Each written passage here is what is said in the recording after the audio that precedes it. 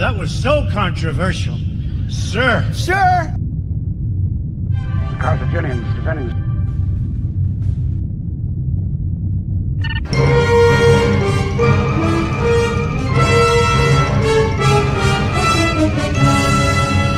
City were attacked by 3 Roman legions. Arab women stripped them of their tunics and their swords and lances. The soldiers lay naked in the sun. Incoming transmission. Welcome to Saving Star Trek, a show talking about one of my favorite shows, Enterprise. I am Linda Park. I play Hoshi Sato and also Empress Sato. So enjoy this show. I love that it's finding a whole new life on the streaming services. And you better hit that like button or Empress Sato will not be happy. I mean, she could make a storm happen and she could really make your life hard. Anyways, enjoy the show, hit that like button, and thank you for being a fan of Enterprise.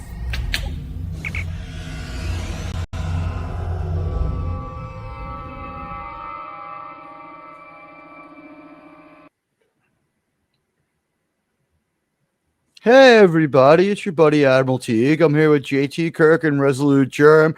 Sean will be here in a little while. It's his week to sell his blood to help pay for StreamYards. So he'll be here in a little while. He's down a pint and he says he's tired. They gave him cookies and they gave him sugary drinks. I treat you guys so much better than any other host does. When they send their snacks, they're not sending their best. They're just not. You know what, JT? When you had to go give blood, you were magnanimous about it, sir. You did a man's job. I understand that they melted 2 beakers and the guy they gave it to is still whipped up on tequila, but way to go. Germ, you have given enough to the channel. I'm not going to make you go give blood. Your job is to go kidnap a hobo. Exactly. You know what? I've already tapped Germ out enough, but I do want you to go phase a hobo and have his blood drained to pay for the StreamYards because December, she's a coming. Hello, everybody. Do that on Picard season 2. First, I have to thank Ruby Who for growing our community. Ruby, I want to thank you so much. We're going to do the best job we can entertaining everybody tonight. I'm very excited. You've got the hottest Star Trek streaming show.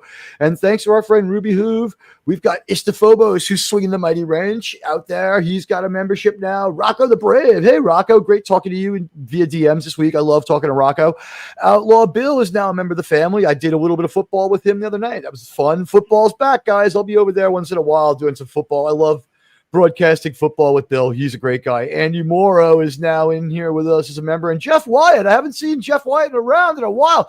Jeff, if you're here, send up a flare. You're a member of the community, sirs. Sirs and madams, the Trek reviewers here. RRTNZ, who was hanging out with Toxic, Lord Toxicity. I just call him Toxie. I don't know what else to call him. Is here. Phantom Boomer Explorers. Hello, Phantom Boomer. John the Beagle Dad is here. Good to see John the Beagle Dad. Wallace Lang. Hello, Wallace. We have got JT, who's both in the stream and in the chat. We've got Buddy Hepburn swinging the spanner in a very distinctive and very dignified manner.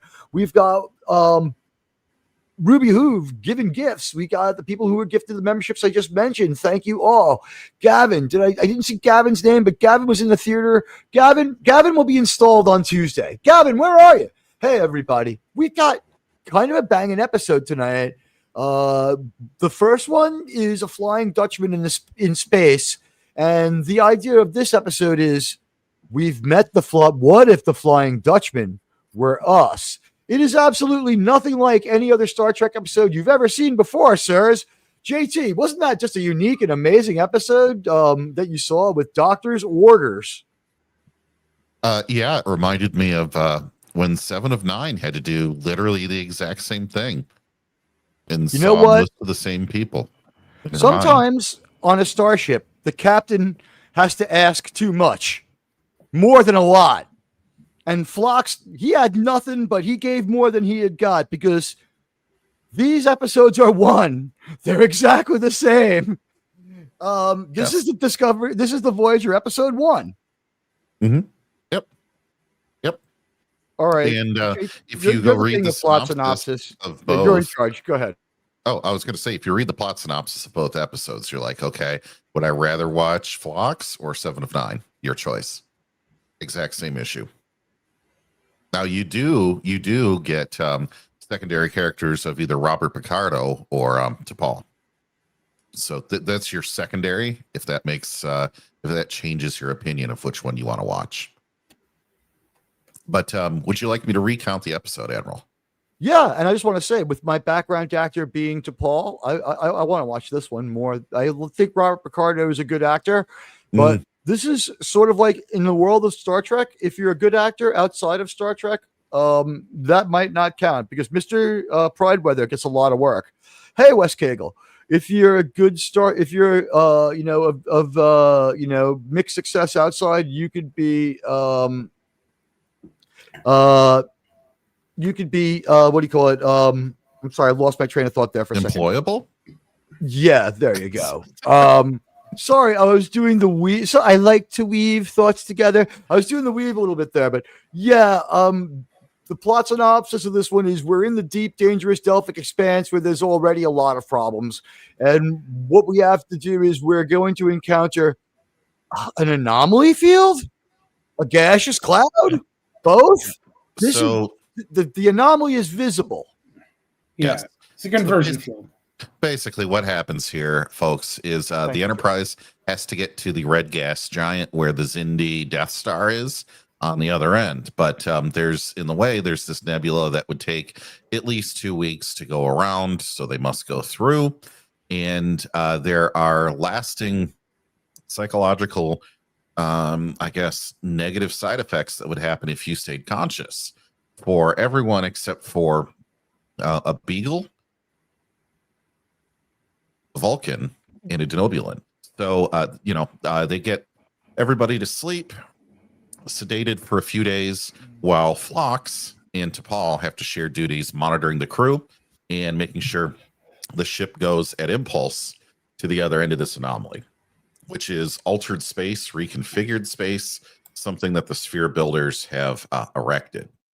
So the rest of the story is basically Phlox, who needs other people in social interaction, trying to desperately hold it together, while T'Pol is trying to be, a bitch and hide out in her room the whole time.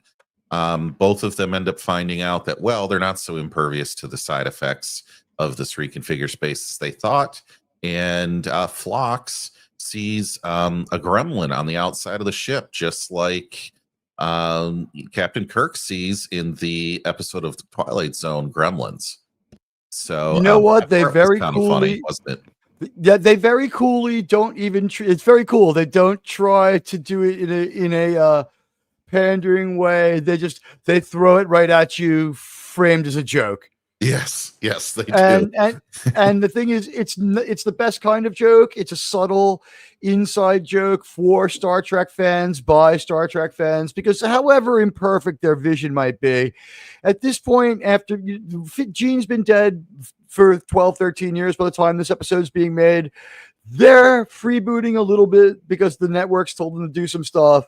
They might have a slightly different vision, but I don't think anyone here believes anymore that these guys don't love Star Trek.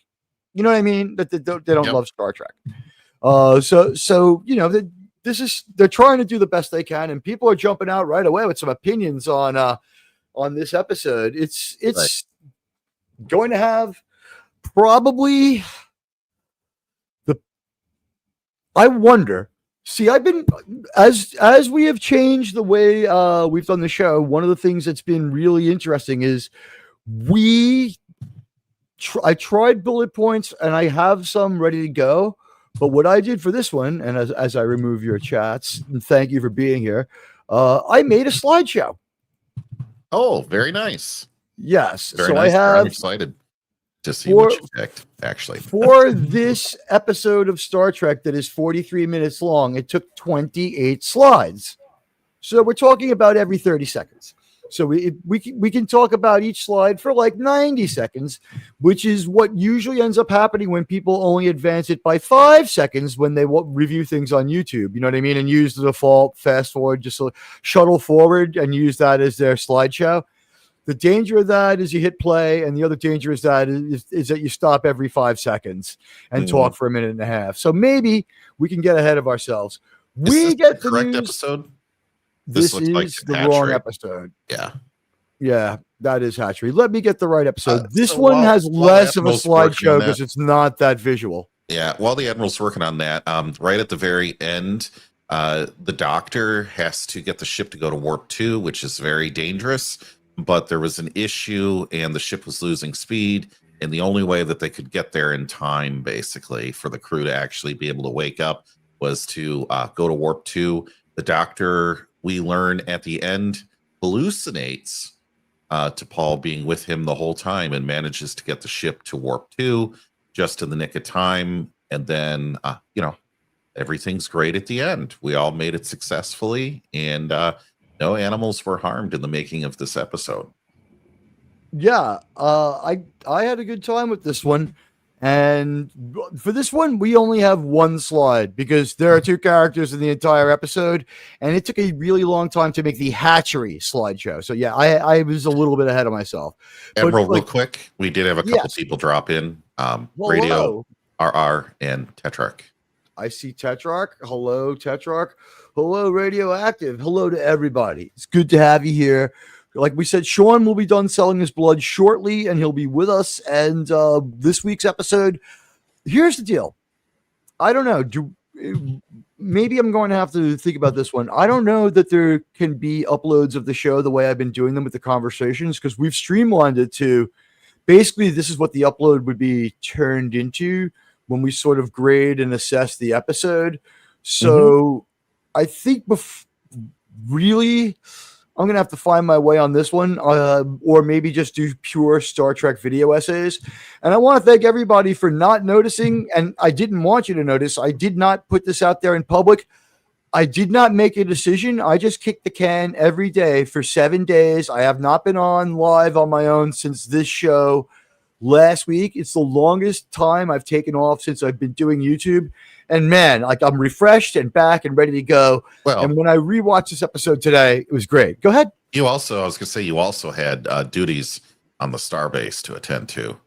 I had a few things that took precedence over YouTube that made the starts Strangely Lows. Yeah, Strangely Lows was a drag. Hey, hello RRTNZ, and what's the RRTNZ, and hello Read by Nature. Hello Read by Nature. I wish my hallucinations looked like Jolene Blaylock. Oh, Jonathan, here's the deal. I'm glad you're here. You know what? Everyone's still getting up to speed on this. The channel posts. There's no more community tab. It's great to see it. The channel posts now are the community posts. They're the community tabs. That's where you go for my information. This is what YouTube has done in their new Outlook. If you have 3 opportunities to notify people a day that you're live. So welcome to YouTube 101. I'll make it brief. If I put up a post, that notifies you that you're live. So editing it won't mess it up. I will put up a post saying what's going on, and sometimes I'll update them. Look at the posts and look at my pinned posts on X. It always has it in there. I can't tell you how many times like people have come into the like ask me like when the watch party is. What we do is the Germ's handling the watch party, and we do it the same way, and we watch it on his channel. And then we take a little break and we come over here to do the discussion of the episode. So that's at 8. The link is in the community tab. I'm going to keep updating it. But the more I put out a community update, the less bandwidth I get from YouTube. So I would ask you guys this. When you see a community update, and also this stream, if you hit like, it increases the bandwidth. If you don't have time to read it, hit like and you'll be able to see it later. I promise you, when you see it later, if you do not like what you read and you want to withdraw your endorsement of what I said, just unlike it and That's cool. But YouTube is being really weird. So if I was to say put up a community post, then drop a video, and then go live on the same day, all of these things are optimal. I am handcuffed for 24 more hours. The next day, I cannot really, they will not notify people I'm live again. So a lot of the confusion I was having before about not getting notified, I would put up a community post and decide that it wasn't right. And instead of editing it, I'd delete it and put it up again, causing some of those problems. But now that I've got that down, I only have 3 chances a day to contact you. So if I'm going to have a show, that's one of them. If I'm going to put up a community post, that's another one. And if I'm going to drop a video, that's another. So I got to be a little careful. So just do me a favor by hitting the likes. YouTube is now sending me stats divided into viewers and subscribers based on engaged viewers and subscribers. And they're like, you better get all these numbers up, especially, this one. So if you guys can interact with the poll, that helps me a lot. If you can interact by liking the stream, if you do so feel inclined, I appreciate that too. And with the call to action concluded and my humble thanks, we'll talk about a little bit of the aesthetics of this episode. This episode was designed and devised so that they wouldn't have to spend a lot of time, and they wouldn't have to pay a lot of people, and that they wouldn't have to have a new set or anything. They would use what they had to have a good enough bottle episode, and they just lifted it from one of their other episodes. You could say shame on this episode, but here on the Saving Star Trek, we've embraced a larger view of Star Trek. One can't truly understand Star Trek without embracing all of its nuances, including the dark side. Am I right, guys? And in this episode, what we're really doing is we're buying time. JT, oh my God, we've lost JT. In this episode, what we're doing is we're buying time to sort of husband our resources for 2 huge episodes that are coming up. Azati Prime is next, and after that is Damages. And those episodes aren't deeply interwoven, but they take place one after another. There is an episodic and satisfactory nature to getting through both of them that isn't a big deal.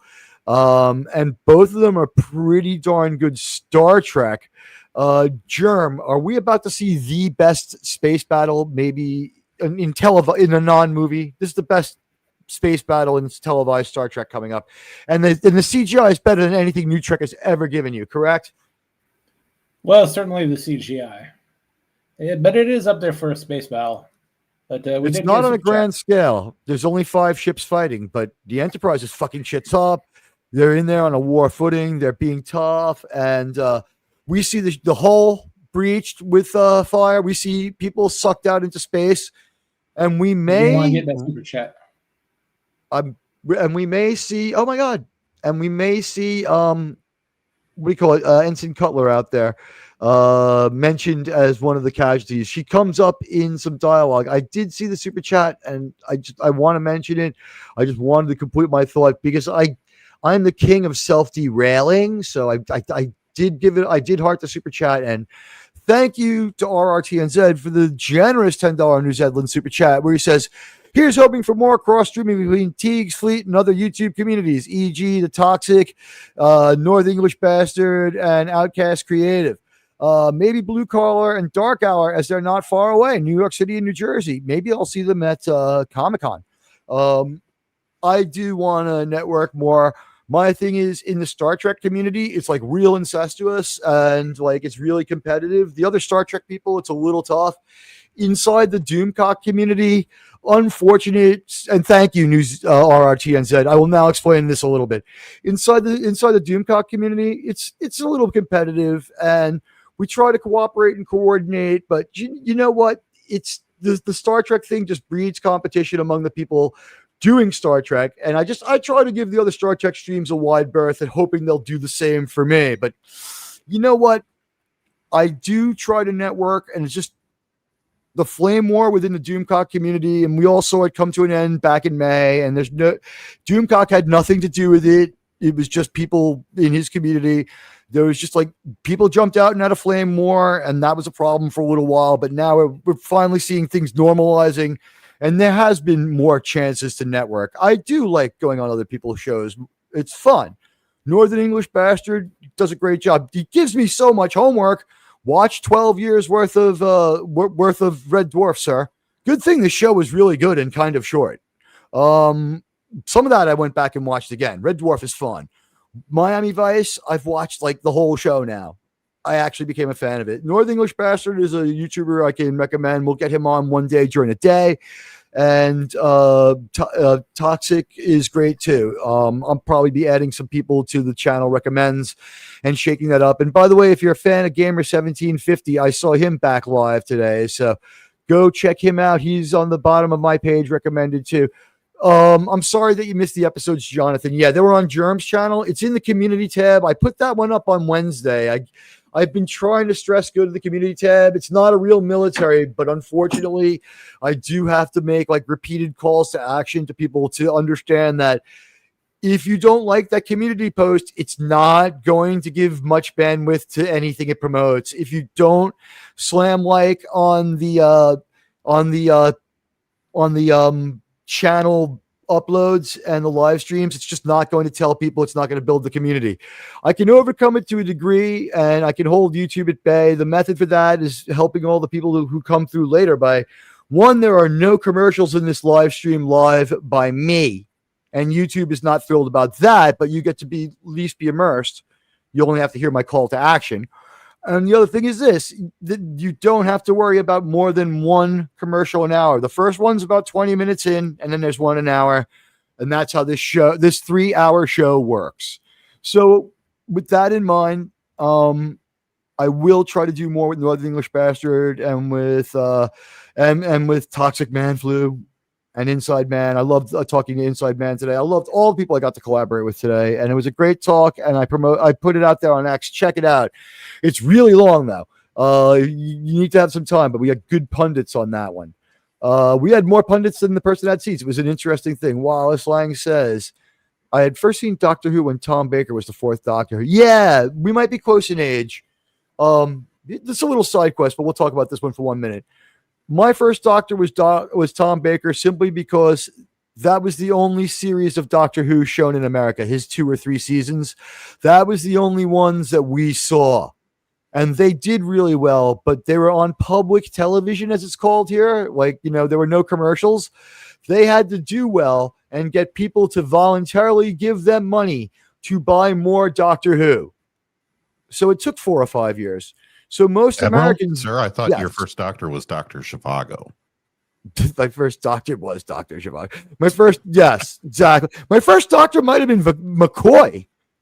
Actually, yes, Dr. Zhivago is released like before I'm born, though. Isn't that movie like 1968 or something? 65. Yeah. Like not only am I not born, my parents haven't met. My dad's still in my adopted dad who raised me, my true father. He's still in the fucking army in like the Azores. He's fighting alcoholism and boredom. I sometimes have to thank folks. I had the EPS power grid out here is frequently tampered with by the Zindi, and while I have battery backup, that doesn't keep the network in subspace. When I lived in Tampa, open. So when I lived in Tampa, I had to buy outlet extenders. You plug your outlet into the wall, and there's a power strip that has 6 outlets. I had to buy the ones that had like a 4-hour power supply battery attached to them for the 1,600 lightning strikes a day that tended to hit transformers. Yes. My power went out all the time in Florida, where you need power. Like, God forbid they bury the freaking power lines. But you know what? Back to this episode of Star Trek. They did a good job here saving money all around.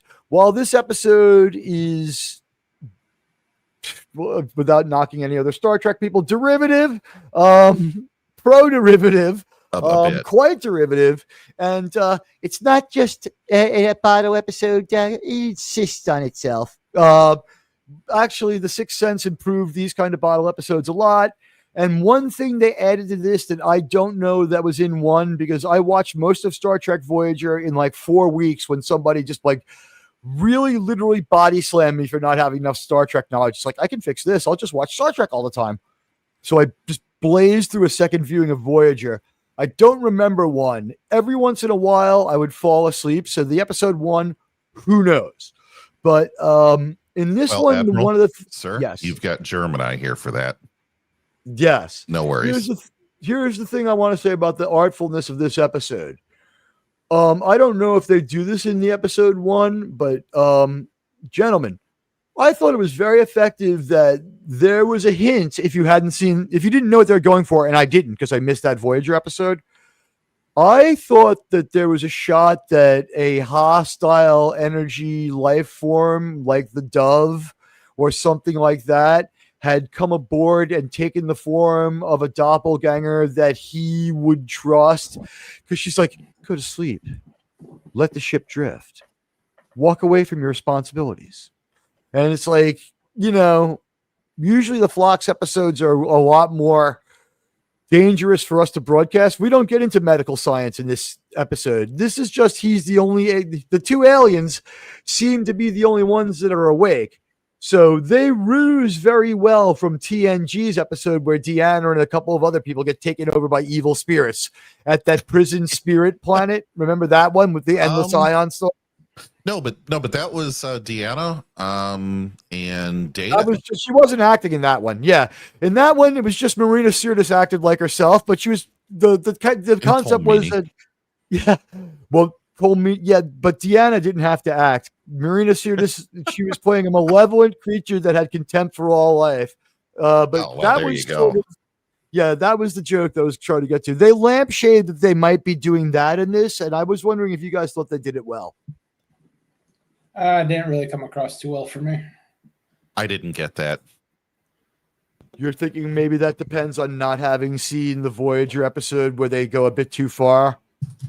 Yeah, all I could think of was particular sections, two particular sections of the 7 of 9 version of this episode. And I was wondering if 7 of 9 and T'Pol had been in the same episode, and Robert Picardo and Dr. Phlox had been in the other one, which one would I rather watch? Because it's the same exact episode. But no, in all seriousness, I didn't get that, T. All I was remembering was one and a couple other times probably that this has been done in this style of show. Also is in Deep Space Nine, where you have kind of this particular theme. So this is not the first time by any means that Trek has done this, but I feel like doing it right after Voyager did it was kind of a cop out. I wish that they had something else done in this and not made it just a hallucination type. I wish she would have been a malevolent spirit that was a doppelganger, because when Archer's and Trip's hallucinations or whatever they may be, the reveal hasn't happened. We don't know. When he sees Trip and when he sees Archer, everyone's echoing this. You're really tired. You absolutely need to just get away from these computers. Don't worry about anybody and go to sleep. And there's one thing in this episode, and it doesn't work, and it sucks. And they do it again 2 episodes later, and it works a little less bad, but it still sucks, is we ape the room 237 scene from The Shining. To be more specific, when Jack goes to the moon room and walks inside, and a beautiful woman walks out of the shower. And when the steam clears, he starts kissing her, and then he sees her in the mirror, and she's rotting, and there are maggots crawling out of her back and mouth. And he's like, ah! That they do that first with Hoshi, and she comes out. The biggest problem with that one is they cover up most of her beautiful face, and also they put a jumpsuit on her. She's wearing her uniform, so that was useless. And I don't think it was Linda Park, because why bother? And a couple episodes later, we're going to have T'Pol smoke space crack and go nuts in the shower with Trip.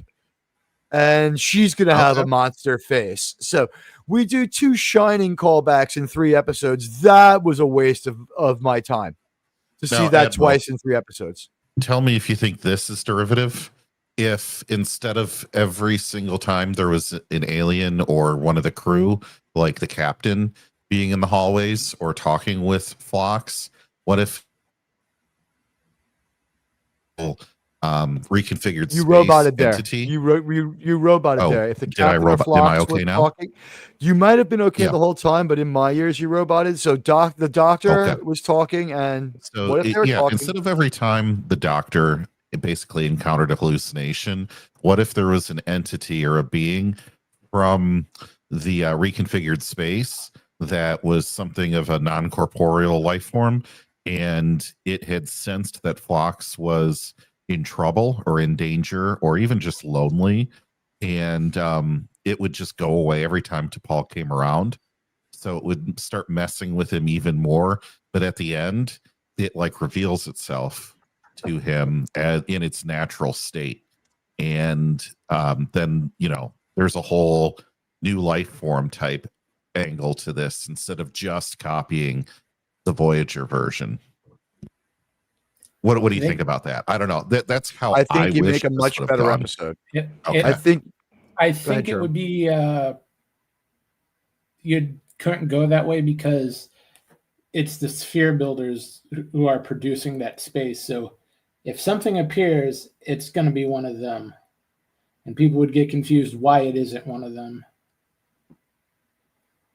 Possibly. There's some things to work out on it, sure. But I just think that there's opportunity, I guess, with this scenario to go a different direction. I'm going to try something here. I'm going to brainstorm on this one. You ready? Okay. I'm going to look at this and I'm going to make an assumption, and I may be wrong. It's an opinion show, right? In my opinion, these writers are smart enough to think of everything we just said. This is not like reviewing Star Trek Discovery. Sure. But we maybe when they said this, he goes, that would require a special effect, and I can't even afford a phaser shot in this episode. I need you guys to go in there and act and save. We have to save every penny.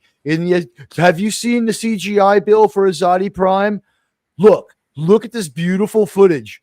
And people were like, wow, that is on par with one of our movies. Like, yeah, it's not quite as long as what we have in the movies, but we went movie quality on this. Mm-hmm. We are going to have to seriously eat some crow. We can't transport anyone in and out, and I can't have this be a better episode.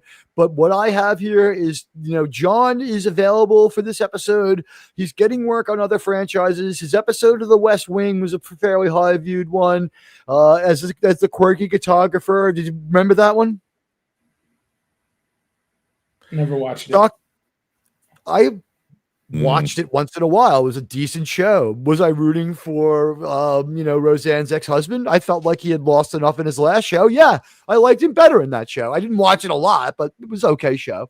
But he's in that one, and he's like a quirky cartographer whose opinion of the world map is actually conforms to how it looks because we have a nautical map of the world. I thought you were talking about one of those. No, I meant a real cartographer, okay. not one of those people who is a subtraction, an SAP, yes, a PDF file. Yes. Yeah.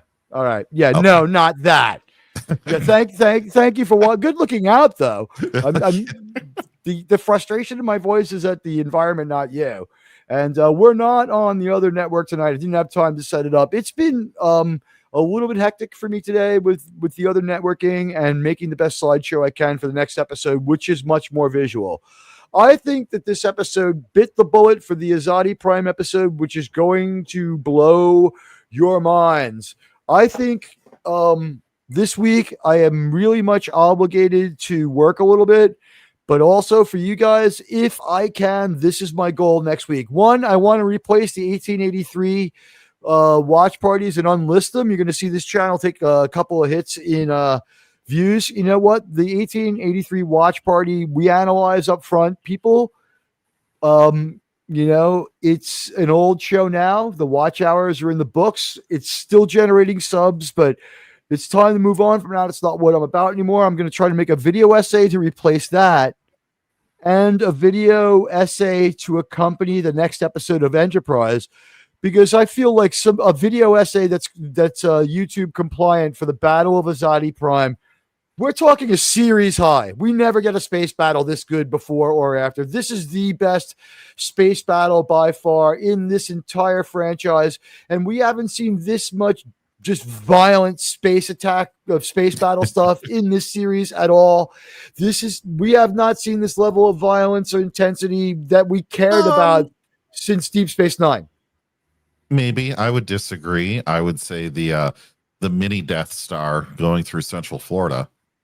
But the thing is, the Battle of Azati Prime is a sustained 6 or 7 minutes of drama and conflict. The Xindi weapon drops out of warp and destroys Florida, Panama, and was it Argentina?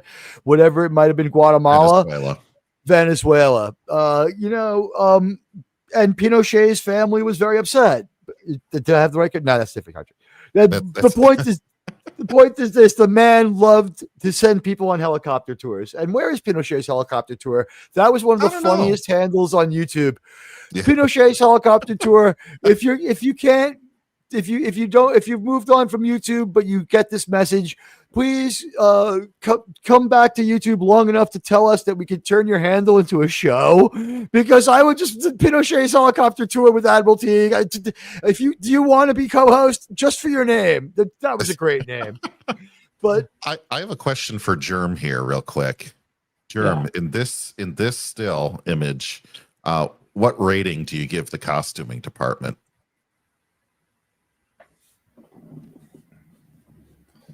I would.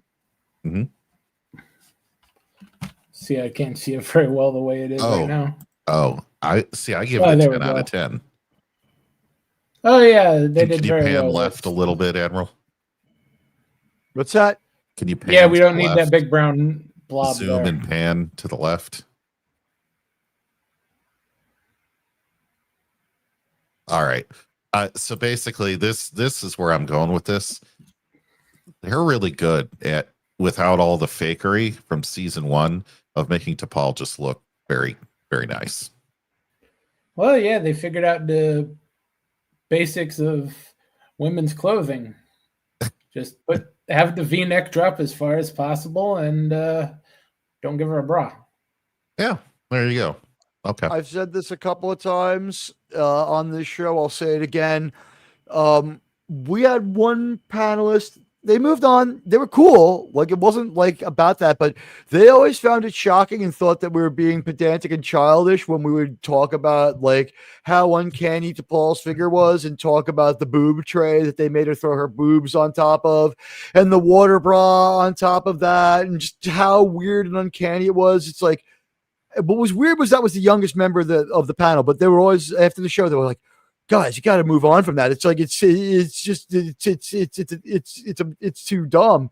And then we found out that we got confirmation of what we could only call like a fiberglass cuirass on her, and how there really was a boob tray, just like laying her assets on top of like this fiberglass to make her look just like Jerry Ryan. And I've said this a few times. At some point, someone must have said, did anyone notice Jolene coming to work today at the writers' meeting? And every male writer was like, yeah, I did. And every female writer was like, that bitch. You know what I mean? Just so hot. And then that person was like, now you understand that we have to let her look like herself. And the first reaction to that is to get Carbon Creek in there in episode 2 of season 2, which was a good episode, but was a mistake in pacing. It was a mistake in pacing. I love Carbon Creek, but it should not have been the second episode. We needed another teamwork episode right away. We had not spent enough time with our heroes in season 1 to do that. And then season 2, we never spent time with them as a team. What did our TNZ say here? So I spent most of my youth in Ohio. No, Ontario. Big Sorry. It's dyslexia. It's this thing with your eyes. After we left the Yuck in the 70s, as a kid, I wanted to be a Mountie, but poor eyesight and being too short prevented it. That's what Canada needs now. More Mounties. Yeah, the RCMP always gets their man. And they could use some more Mounties, and they could probably use a lot more of them because you know what? I hear that the things are just going to hell in Canada. I hear things about Canada, and it sounds terrible. Did we lose? Okay, JT's just covered by the banner. Thank God. I thought we lost our. Oh no, I'm still here. Yeah. Yeah, the executive officer is still at the blood bank, and the tactical officer and the science officer are with me. All right, so. I don't know. At this point, I guess we could let Sean jump in later if he has any strong thoughts, but I don't know how much more time we need to spend on episode. I blanked. I spent so much time working on this today. Orders. Thank you, doctor's orders. I was so happy that this wasn't. My primary thought here was I was so happy that this wasn't an episode like Miri, where we mix two taboos together that they can do on TV, but we can't do here because AI can't tell real life from Star Trek. So mixing together the two analogies in Miri is like, we could do it live. And hey, I love the applause. We could do it live, but I cannot do it an upload on Miri. No, like the AI will be like, what the hell, sir? I'm just thinking Bill O'Reilly. Every time you say that for the rest of my life, I think Bill O'Reilly. You know what? I have some trivia for you today. This came up earlier. One of the people was mentioned earlier. These three people all went to the same high school, a few towns away from where I grew up. Brian Dennehy, Bill O'Reilly, and I think, who's the third one? Bill O'Reilly and Sean Hannity. Oh, really? They all went to Chaminade. Look it up. CHAMINADE.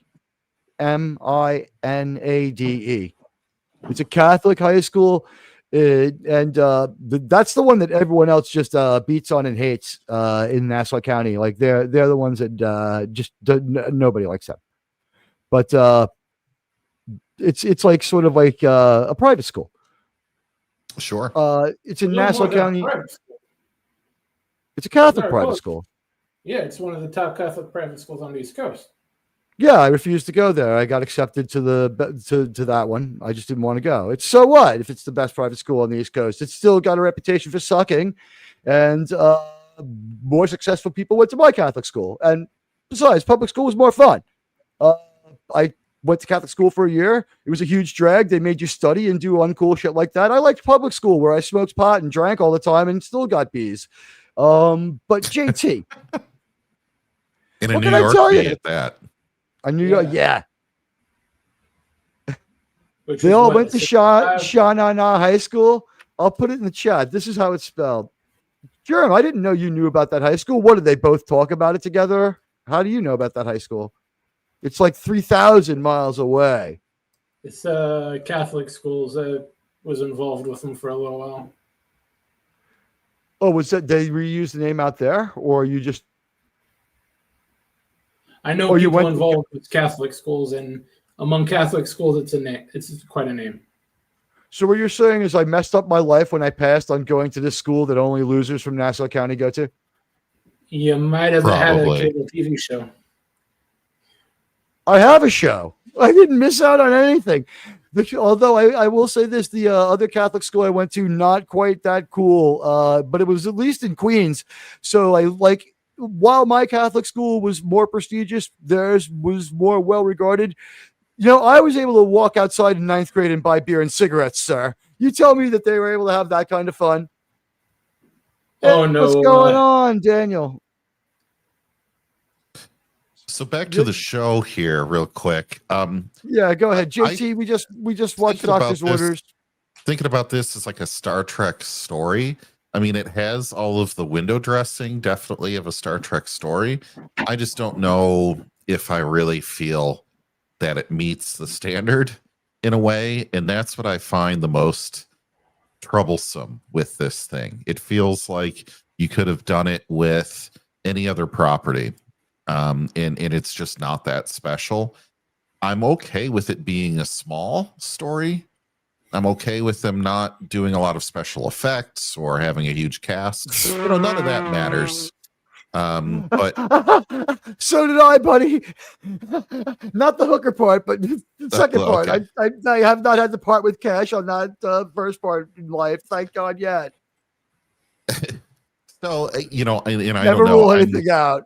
I'm a little bit down on this in terms of what I think it rates because I just don't find it to be overly Star Trek in a lot of ways. And I thought that the Voyager version of this was not a great episode either. It was very mid, as the youth like to say. It's a high concept bottle episode, but it's a bottle episode nonetheless. The only thing that I would say that they did here that really improved it was lampshading that maybe it was a malevolent spirit rather than hallucination for a pretty long time. Because the idea is T'Pol for real is sort of disavowed a couple of times in the episode when you realize she only knows things that Phlox knows, which is the way they sort of give it away in the Sixth Sense when. Listen, M. Night Shyamalan is boring and a one-trick pony, but the first time we saw that one trick, it was pretty good. And Bruce Willis was a great actor, one of the greatest actors of our time. You went to Catholic school in New Jersey, huh? Did you go to Bergen Catholic? Public high school. It's a high school. When I got to public high school, it was Tamer. Yes, that is true. When the fourth graders are sucking on gin, vodka, and Jolly Ranchers, public high school is lame. LOL. Yeah, Catholic high school was much more hard partying and insane than public high school. I'm not even gonna fucking lie to you. Take all the girls out of your high school. We had nothing to do but fucking get high. I mean fucking get high out of our minds. What are you gonna do? There are no chicks in high school. We could get into a fight. We could fucking get high. We were in the middle of Queens. Crap happened at my high school. I don't know. Maybe I just was in a different area. You live in Detroit. It's very bucolic there. I lived in Queens. It's very dangerous. All right. So what grade would you give this episode? I give this a C. And I give it a C because it's just not original at all. They didn't do anything to mess up, but they also took no chances, no adventure, no risk. And so for that, it's just average. Or also a no minus C plus if I'm looking at the poll. Okay. The poll, yeah. A lot of people really like this one though. 64%, 74% of everybody thinks it's an A or I guess everyone knows that no should have been B. That's what I'm breaking ridiculous. The balls on that. No, that's fine. Yeah. You know what? Like, guys, there used to be variety shows and like on TV, and like between the good acts, there was just weird stuff.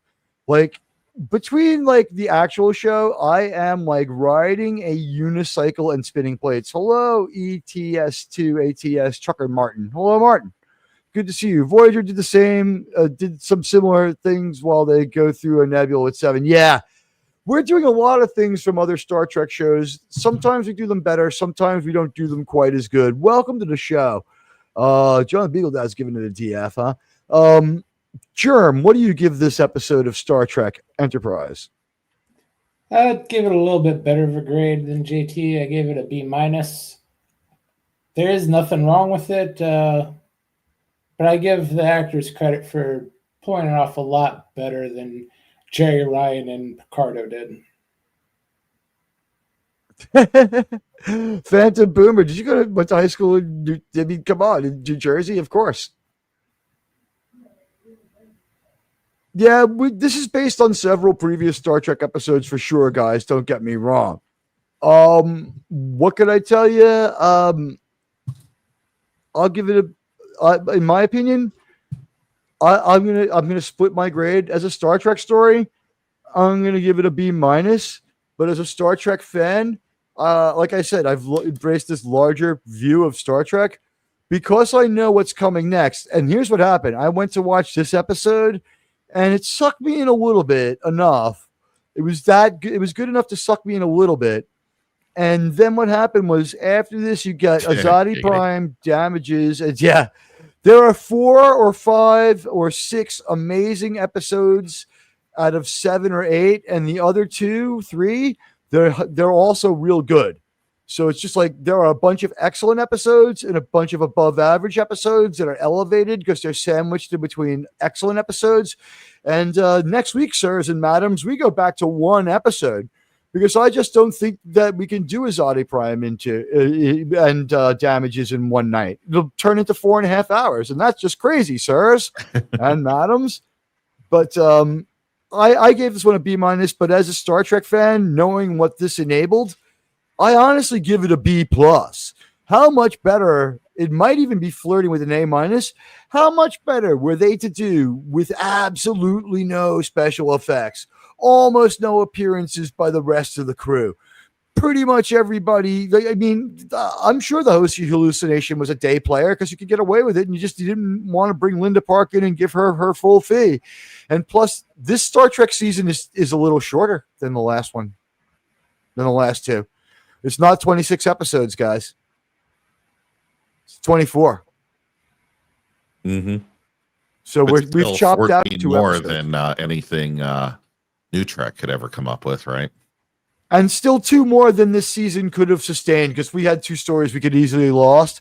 Last 26 episode season, we had at least 4 we could lose, and like we may have to play like murder fuck marry fuck kill for like the Star Trek episodes this season to see which ones should have been like dropped. And also season 2, it'll be a long road before the end of Enterprise. The dream is we somehow sync up our reviews of the original series with the original series air dates for at least the first 22. That would be really something special. And I think maybe we don't have a problem with because it started airing in September. I know. But September 1 year from now, we actually might have too much time. I don't know. Because once we get into season 2, the issue is this. We counted them. There's only 9 stories in season 2? There's 22 episodes, but there's only 9 stories in season 2. Yeah, well, that's because they stretched that one of those 9 out way, way, way, way far. Which one? These are the Voyages? Crap. Oh. No, the Zindi crap. I got to be honest with you. I still don't clearly remember all of season 4 because like the last big watch through on this one was a few years back. And I was inspired to keep watching forward because I was just so pulled into the show. It was so good. See, I'm not going to fall into that rhetorical trap again. But yeah, okay. So JT gives it a C. Germ gives it a B+, and I give it a B-. So there we go.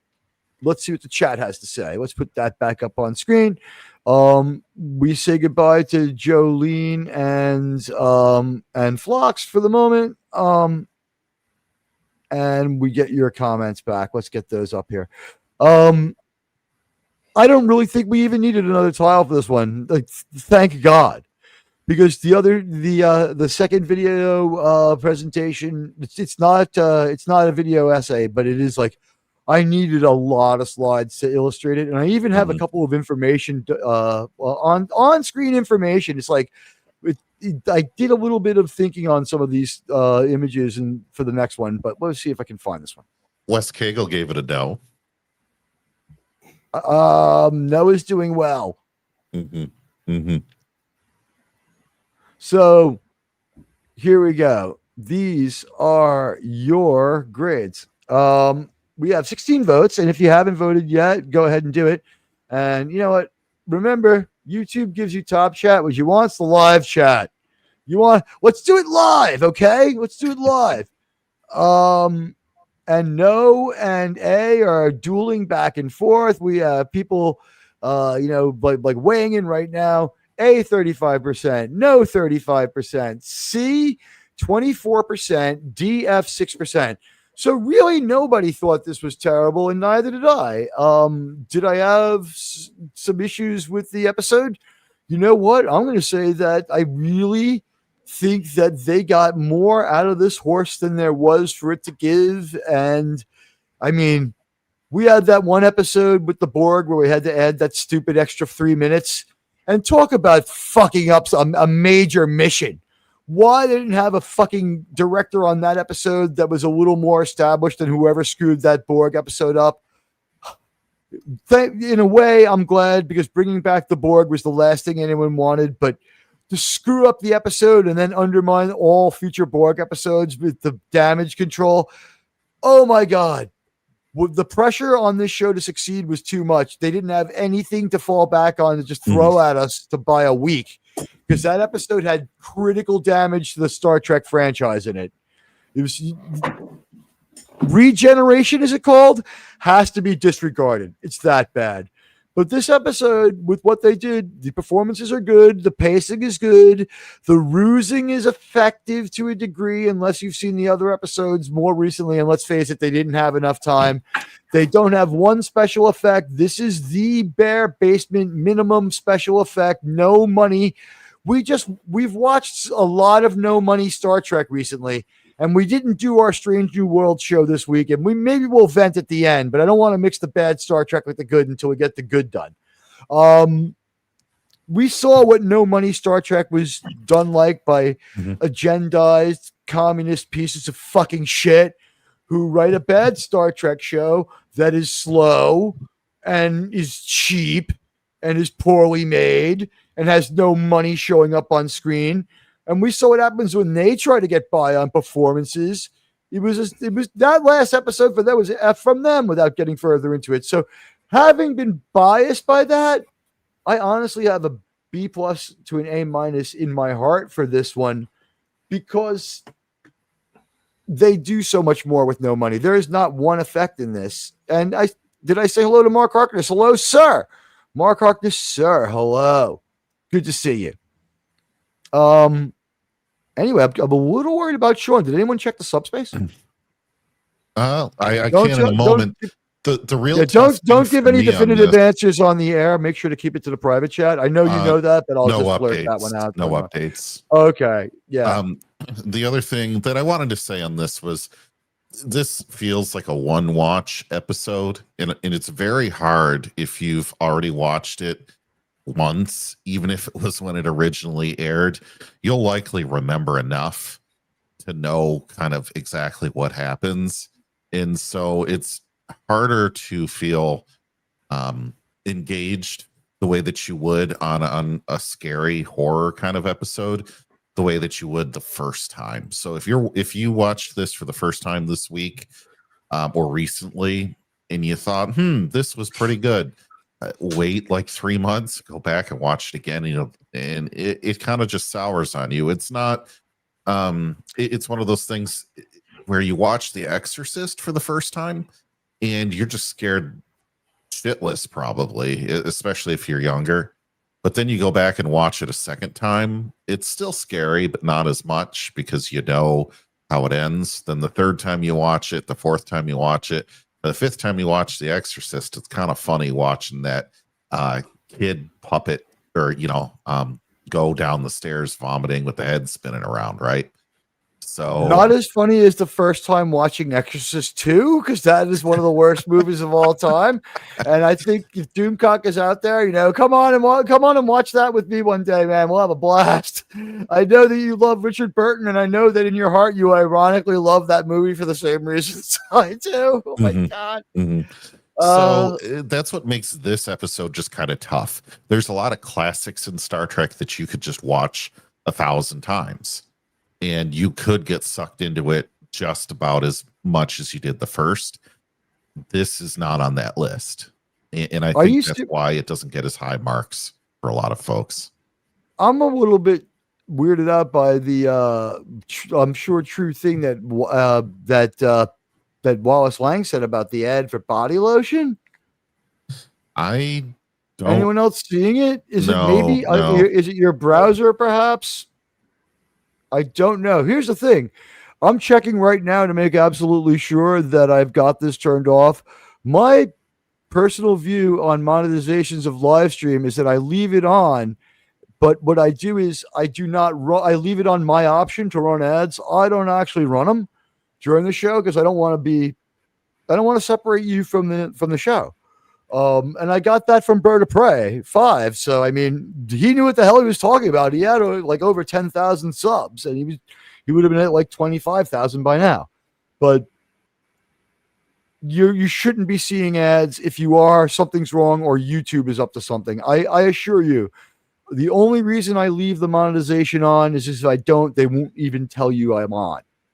And for everyone who watches later, like I said, the one in the first 20 minutes and then one an hour.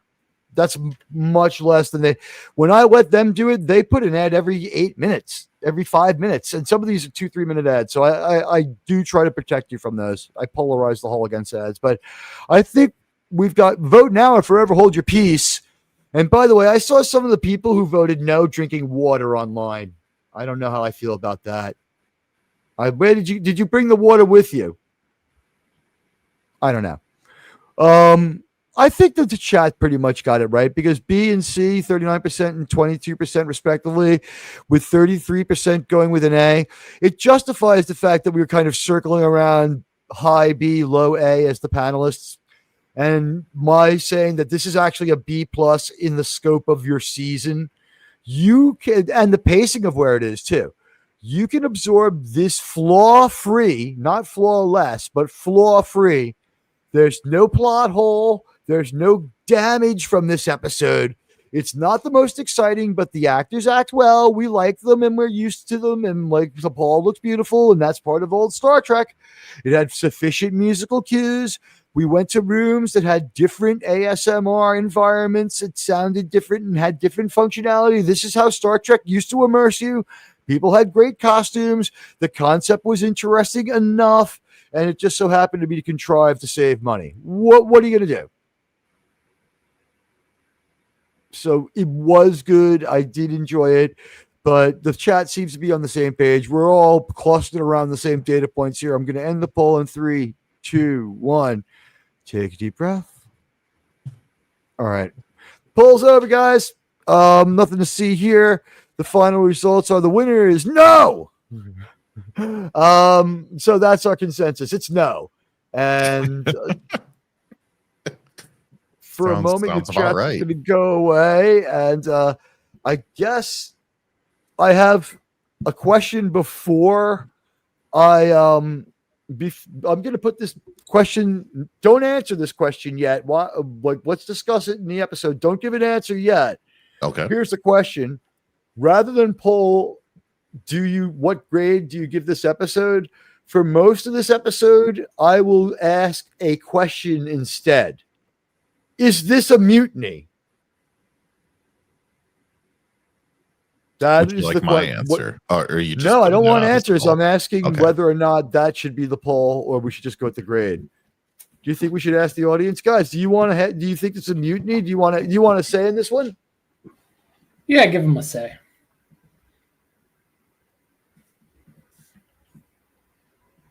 Well, I saw Buddy giving the answer can't possibly be yes, because we all know that no Starfleet officer has ever mutinied before Michael Burnham did it on the USS Discovery. Yeah, but that's not Because Star that's Trek. what they say. You know what? Because of that episode, no one still has. Here's the thing. Archer. I had to. All right, the cat's out of the bag on this one. Listen, at the end of the episode, Archer clearly decides that he's not going to rake his crew over the coals. What happens? But in this episode, we have a crisis of command on the NX-01, and I'm going to ask you guys: is what happens in this episode a mutiny? And the episode is Hatchery. And it's one of the more interesting and deeply sci-fi episodes. And I feel bad that Sean isn't here because he loves the sci-fi ones. I thought that this one was rich with sci-fi. Do we borrow a little bit from other sci-fi franchises? You know what? When we do, we're respectful enough to change it to a degree that it's not insulting to us. It's never on the nose. It's out there in sci-fi already. It is a story literally everyone has done before. So yes. It's not really that exclusive to anybody. When I watched this, Admiral, I even the first time I watched it in context of Alien, the movie. Right. And Yeah, I did too. I'm thinking, oh, a bunch of eggs.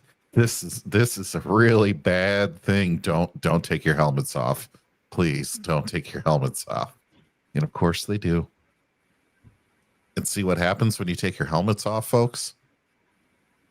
Bad things. Only bad things happen. You don't have to have seen Prometheus, the worst alien movie, to know this. Not is it only the worst alien movie, it's like in the annals of just terrible movies. It looks nice. It looks nice when we're looking at Charlize Theron because she's only like 40 at that point. Uh-huh. And hadn't destroyed any children's lives yet that I know of. Ouch. 3 times in one family. What are the odds? What are the odds? Guys, I want your opinion on this. Whatever Archer may think, do the officer's actions in Hatchery, well, I wanted to say constitute, but I forgot. Is it a mutiny? Is it a fucking mutiny? Which, by the way, Admiral, in Mexican town, Detroit, there is a tiki bar called Mutiny. Or at least there was. Really? Yes. Is it an erotic tiki bar? No. Because when I fly to Toronto to drive to Detroit to save $175 fucking dollars and use that and plow that into personal security so that we can go see a Tiger game when they play the Mets. How did the Mets do against them this week? I didn't look. I've been too I'm focused on willing the to football. bet that the Amazons probably kicked their ass. All right, guys. I made a pretty good slideshow for this one. We'll call it what it is. I tried to think of a better name for it, but it is what it is. But what I did was I watched the episode, and you know what? This was something. Did I mention this earlier? When I made the slideshow, it went through my mind that Doomcock asked Rob Wright to make the slideshow, and he's like, "Hell no." It takes a long time to make a slideshow that makes sense. You got to do some thinking. He's like, it takes forever. And like that was echoing in my mind as I made the one for our next episode, which is called, as I said, Hatchery. And here are our intrepid Star Trekkers, including Mr. Reed. And I think is it Trip, Mr. Reed, and is it T'Pol or Hoshi that goes over for the first? I believe it's Hoshi because it makes sense if it's Hoshi, right? Yeah, I thought it was Hoshi because you have to pull the translation matrix. Yeah, and also like we're seeing more and more of our communicator like Star Trek scanner. This year's prop looks to be beefed up a little more. And hello to the new people who've poured in. We got a little surge in viewing. I'm looking for new names, but if you're just getting here, do me a favor. Hit the likes. I haven't really checked to see how we're doing in that department, but more are always, wonderful. And oh wow, 26. You guys really like us. Thank you so much. 30's the goal. I wish YouTube would let me make the goals. Some of them, they ask me to set these goals. They're all really financial, and I don't feel it's fair. My goal is like I should be able to have the option of 30 likes. And if you're coming through later, we came so close to 50 comments with a couple of these uploads and live streams that those are known to get 15% more impressions upon receiving 50 comments. So guys, comment away. If you're coming through later and after the stream, just comment away. Just an emoji, anything. You criticize my hair, whatever you need to do. And maybe that'll be a goal. When I hit 3,000 people, I'll turn the camera on for 5 full minutes and I'll spike my hair like straight up and wear earbuds so I look really ridiculous or something. I'll do something. I promise to do something. To see that. Oh, I'm already gonna get shit because my hair parts to the side and it's a little too long. I'm thinking about growing some mustache right here. Nah, maybe I shouldn't do that. No. Well, only if we're gonna watch Patterns of Force again. I was thinking next week we'll watch Downfall instead, but welcome everybody who just came in. We're moving on. We just started a review of Star Trek Enterprise Season 3, Episode 17. It's called Hatchery. JT usually does a pretty quick rundown, but this week we have a bunch of slides. This one, we're good. They tell us that they found a Xindi ship. We see it from orbit. We see that it's an unfamiliar design to everybody on the NX-01. No one knows more about the Xindi than them. And, Reed's like, I believe it's Reed who makes the deduction that it's probably an insectoid ship. If it's a warship and it's an unfamiliar design. Question, if this is a Xindi ship, where's the ambassador? Anyway. They shouldn't be too proud of this technological terror they've created because the power to preserve a hatchery inside a crashed ship is insignificant compared to the Genesis device. Well, yeah. Which, by the way, I do have a comment on the design of this ship, but we'll save it for later. It was pretty self-defeating and self-deleting. Yeah. This is why I do like to make the video slideshow, because removing these and putting in new ones every few minutes is a bit of labor intensive. But as we can see, we find out in this ship, oh, wow, just like in a lot of other ships, there's going to be the hatch seals, but they're not super scared, which I would be like immediately freaking out. I don't know why. It's like, we've been trapped a million times. And I'm thinking to myself, yeah. And it's always been a pretty bad fucking disaster. Like, why aren't you really concerned when you're trapped? So maybe their faith in the transporter is a lot higher. And we're going to use the transporter in this episode almost like it's TOS. We've almost reached TOS level of casualness. We still prefer to take the shuttlecraft. Everybody's got Dr. McCoy's outlook, but they only have about as much hesitation as Dr. McCoy, too. A little complaining, and they're right on that pad. Good night to John the Beagle Dad. Good night, John the Beagle Dad. Hey, John. And by the way, when's the last time someone ever said only a little complaining and they're right on that pad? Usually it's like when they're on that pad, the complaining, whoa! I guess no one got that. But anyway, they're using the transporter all the time now. Yeah. Sometimes the jokes flow heavy, sometimes they flow light. What can I tell you? You know what? Tim Waltz would have loved the joke. All I can say. So we see these strange egg-like alien creatures, these strange egg-like manifestations. I think I just broke JT. All right, yeah. Breathe deeply. We can't have that problem again. So bad. It sounds like it's getting there, almost to that point. So anyway. As Archer's standing there, as you can see, it is not murky at all. It's actually extremely clear on Paramount Plus. It's very hard to take screenshots of stuff from a YouTube or from Paramount Plus. I have to filter it through a couple of different things, and it makes it a little darker, and it brings it down to 720p. So this is not, even here, this is far more clear than what we're used to in New Trek. How do I know? Well, I just so happen to have some evidence here to show you guys about what the level of special effect is in New Trek. So this is New Trek about as good as I can get it. And you can see here that something like this penabiscus. Yeah, there you go. This mosquito snout that this thing sticks out spits some ink on Archer's face like the space octopus that it is. And that's when Archer sort of is like, bleh! And at the same time this is going on, we're checking out the Xindi shuttle. But Archer just got sprayed pretty darn good, and he's like, the fuck? And T'Pol is a little more concerned than he is. He doesn't react too quick. We still spend a minute in here thinking about stuff before anybody really is like, Captain Sir, It's really too bad that the side of his face doesn't like sizzle in acid like it would in Alien. It's actually, I prefer the fact that they just threw some KY jelly on there and said it's mucusy. Forget about it. It irritates his skin a little bit. And if this was New Trek, it would have face hugged him. I mean, honestly, this would be a chest burster species, and it would just. Buddy is right on this. What did Buddy say? Yeah. Archer going, I've got the hawk thing, yes.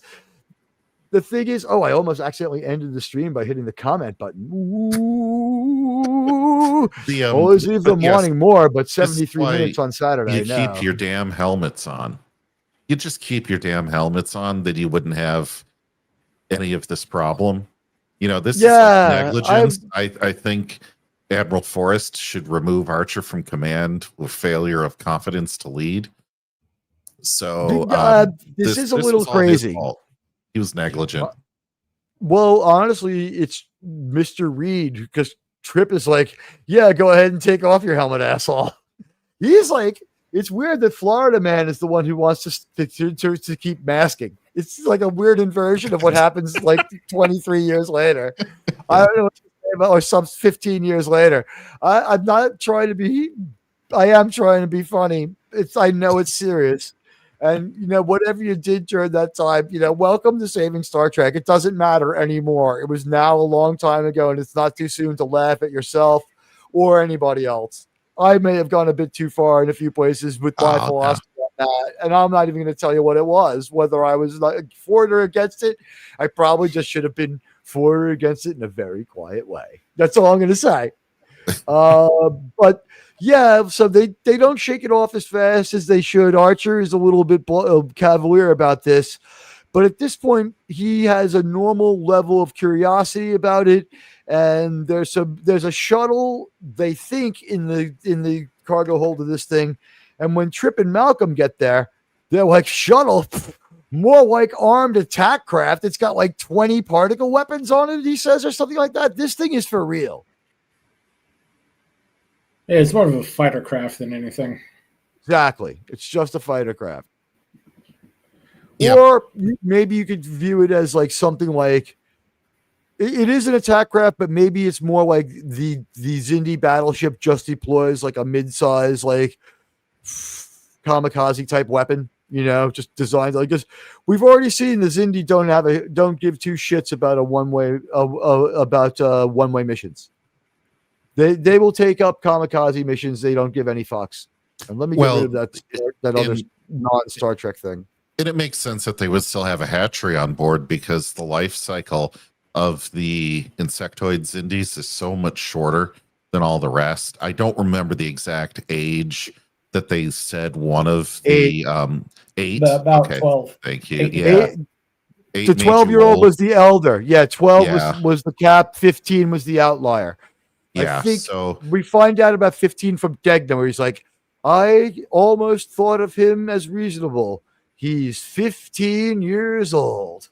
Yeah, and so that there's an accelerated life cycle where you don't have a 7-year Ponfar for these creatures. So you're going to have a hatchery on board, no matter if it's dangerous or not, right? Here's the thing. The way they reproduce, I don't know how many, like what we find out is all the Xindi reproduce by just laying eggs, and they're fertilized without any sort of interaction between. There is no mommy Xindi and daddy Xindi when it comes to the insectoids. They're essentially drones. There is no queen. They generate their own eggs. Best way I can put it. Anybody? You want to call them female drones? Be my guest. They're drones. Anyone? They're kind of like Zilla. Zilla from, as you're talking about, Roland Emmerich's non-Godzilla. Yeah. Let's call him Roland Emmerich's non-Godzilla. That's the only way people will understand it. You need to know Godzilla lore to know he's the silver lizard or Zilla. At the end of the day, I think the exact mating ritual of the insect version of the Xindi is just not important to the story, and I'm fine not Phlox knowing. Does give it to us. No, Phlox gives it to us. He goes, they're asexual and they just make eggs. Oh, well. He says it. And we get a good autopsy, too. I hope I got a slide of that one. We have a good piece of stage crafting in this when Star Trek cared. The dead Xindi has been completely vivisected. And Dr. Phlox's usual cheerful self is like, they're quite efficient. They would. The only thing is, I guess they're smart not to get into it. It would seem like the Xindi insectoids have so much aggression and such a high reproductive rate and such a short lifespan. all of these things comport with each other to make them the kind of madman insect jerk-offs that we've seen the whole show. But how come they haven't outcompeted and destroyed the other Xindi just on their own home world in the time they had to evolve, reproducing this fast? They're wise not to get into that. Well, I thought about that when I was watching this, and I was like, well, on the other hand, they have such a small lifespan that even if they had an accelerated learning opportunity, their experiential knowledge is going to be quite low. Because if the most experience you can build is only 15 years worth, these other creatures that have a much longer lifespan are going to be able to carry that experience and wisdom against you in a lot of ways. So I think the only way they're able to maintain this level of knowledge and capability with their ships is by the help of their reptilians and maybe some of the other species to help them you're propagate saying a like society that they otherwise wouldn't have been able to have that as advanced. So they're like the Zerg soldiers in an earlier type of interplanetary conflict because they can replicate themselves so quickly. They Zerg around. Well, they want to, like, their short lifespan makes them hyperactive. Every single Xindi seems to have a 5-hour energy drink gland. Well, yeah, the insects are basically the boars. You might be right. Phantom Outsider. Oh, yeah, man. I can't. Sean's not here to help me with the highlighting. The Xindi comment. Yeah. Yeah, I'll pass. It's like Bugmen sounds interesting. I'll try anything twice. Yeah, this wasn't as bad as Kess, and they're evil and they're not sympathetic, and we hate them. So who cares that they? The thing is this: they can be instructed and be given some wisdom by the Xindi who live like closer to human length lifespans. And I just, it's evocative when you're talking about how the Xindi need to be like Zerg soldiers and like, yeah, they're definitely a problem, and the other Xindi have to kind of manage it. I'm thinking of like the Xindi arboreal and like the Xindi aquatic and the Xindi primates. Like the bugmen leave and like they're like, all right. Then the aquatic like squeaks away, and like the arboreal looks at the primate and he's like, it's your turn to go to the supermarket and do it. And he's like in the next scene, it's like they've got like those like anti-roach discs that we all throw in the corner of our apartments. And it's just like you go up to the Xindi leader and it's like, oh yeah, those plastic discs, there's delicious peanut butter inside. Yeah, go try it out. You'll love it. Don't worry about it. You can fit right into them. Yeah, you'll love it. Don't worry. Are they like buying the bait traps once a month to keep the Xindi soldiers under control from the insectoid faction when they're at peace? I mean, you kind of always need to be at war if they're that bad. Thank God we don't think about it too more. Yeah, there's a whole lot of issues with this. Like, what kind of respiratory system do they have? Do they actually have lungs? Because insects on Earth don't have the same type of way to breathe, and so they can't grow as large as the Xindi. That's why I love the what do you call it? I love my spray bottle of rubbing alcohol when I see a cockroach. I love killing them that way. Do you know what I'm talking about? Have you ever done that one?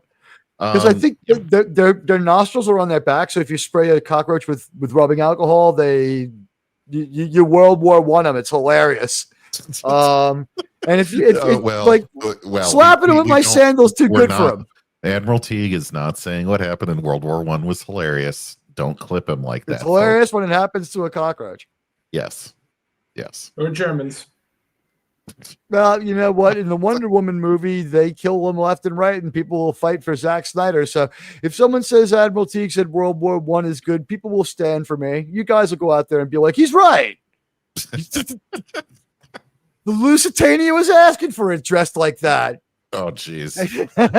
What a callback joke. 106 years ago. 107 years ago. Yeah. Sorry, guys. Can I finish?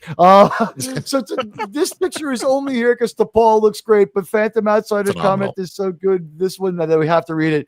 I think it's more likely that the theoretical genetic memory where the info is passed from generation to generation, perhaps the young consume the dead elderly like the tapeworm experiment. You know what? I don't know if tapeworms learn what the previous tapeworm learned, but since all they know how to do is suck blood and grow more tapeworms, maybe they do. Maybe. Yeah. But in Star Trek Enterprise, we established that if we clone you in a couple of years, we won't need you no more. Like, really, I would just keep jumping one clone of T'Pol off after another. I would be mass producing T'Pols. Knowing what I know, oh man, would I be mass? I would be like, Dr. Phlox, I need a T'Pol Hoshi hybrid. But the point is this picture is only here because she looks great. You can see also, we don't make a big deal about the fact that Archer's face is fucked up from the acid. It's not grotesque. It's not even bloody. He's got irritation, which leads us to believe, this is no big deal. And they did it just to be weird and make the aliens seem alien without making them on there exactly like the same. Benadryl. And he's like, here you go. Although I will say this, 5 minutes of their time later in the next scene, he's almost completely healed. It's just a little bit irritated in the next, like 5 minutes later. So this, whatever it is, works great. So yes, he doesn't have a sophisticated delivery system, but he is standing in front of the paper towels that you hate so very much. And we never see them in this scene. And the Kohler faucet. Yeah. Yeah. By the way, this is one of the most well-constructed shots. What they do here is we roll from left to right into this, and Archer's face is full profile towards us to see the damage, and he turns towards T'Pol, and this is the first moment that she's in focus before we cut away to Phlox explaining, like, who wants to see him, right? Am I right? They zoom out a little bit too to take care that Phlox's head is fully in frame, which thank you for that. We're going to talk all about that when we get done with regular Star Trek. So we don't. I mean, crossing the streams is dangerous, but it is a winning strategy when they do it the right way at the end of Ghostbusters. So I'll be willing to cross the streams, and if you want to hear our impressions of the horror story on Thursday, we'll talk about it at the end. But I refuse to get off topic on that now, or we'll never get back to this. Admiral, and this is good Star Trek. Question for you at this juncture. When I watched this originally, I thought immediately, what did he get stung with or sprayed with? What's going to actually happen to him? Do you think it's stupid writing or convenient type writing that they don't question it at all? Is Phantom Outsider, you're a fucking genius for that. You're one of the most knowledgeable people I know for knowing that thing. Yeah. That is deeply useful trivia. Wow. So Sim wasn't that unprecedentedly ridiculous. He's just too high of a life form to really believe it in. Okay, and I'm not going to eat my ancestors. But Keith Richards might know everything his dad knew because he snorted him. So I'm sorry. Go back to that. Go back to that thought. I'm sorry, I didn't mean to interrupt you, but that was too good of a joke not to take. You're good. You're good. My question is, even the first time I watched it, at this point, I'm asking myself, why don't they do more scans? Is this lazy, convenient writing that they just pretend like nothing's going to happen? Or what is the way out of this? Because Phlox is supposed to be a thorough doctor with a bunch of PhDs and medical degrees, and they should have a protocol for engaging with a species they know nothing about to not contract harmful pathogens, right? Do you think that this was too lazy of a moment right here just to keep the story going?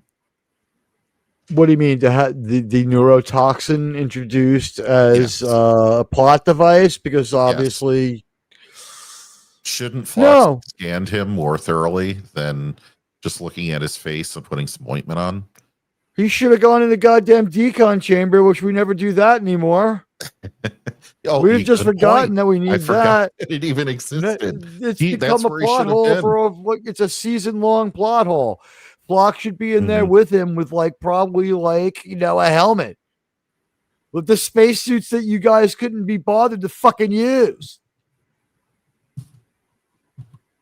Yeah. Yeah.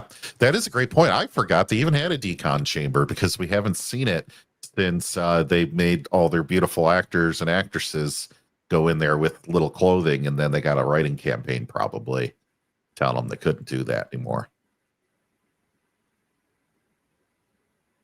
But okay, I was just curious.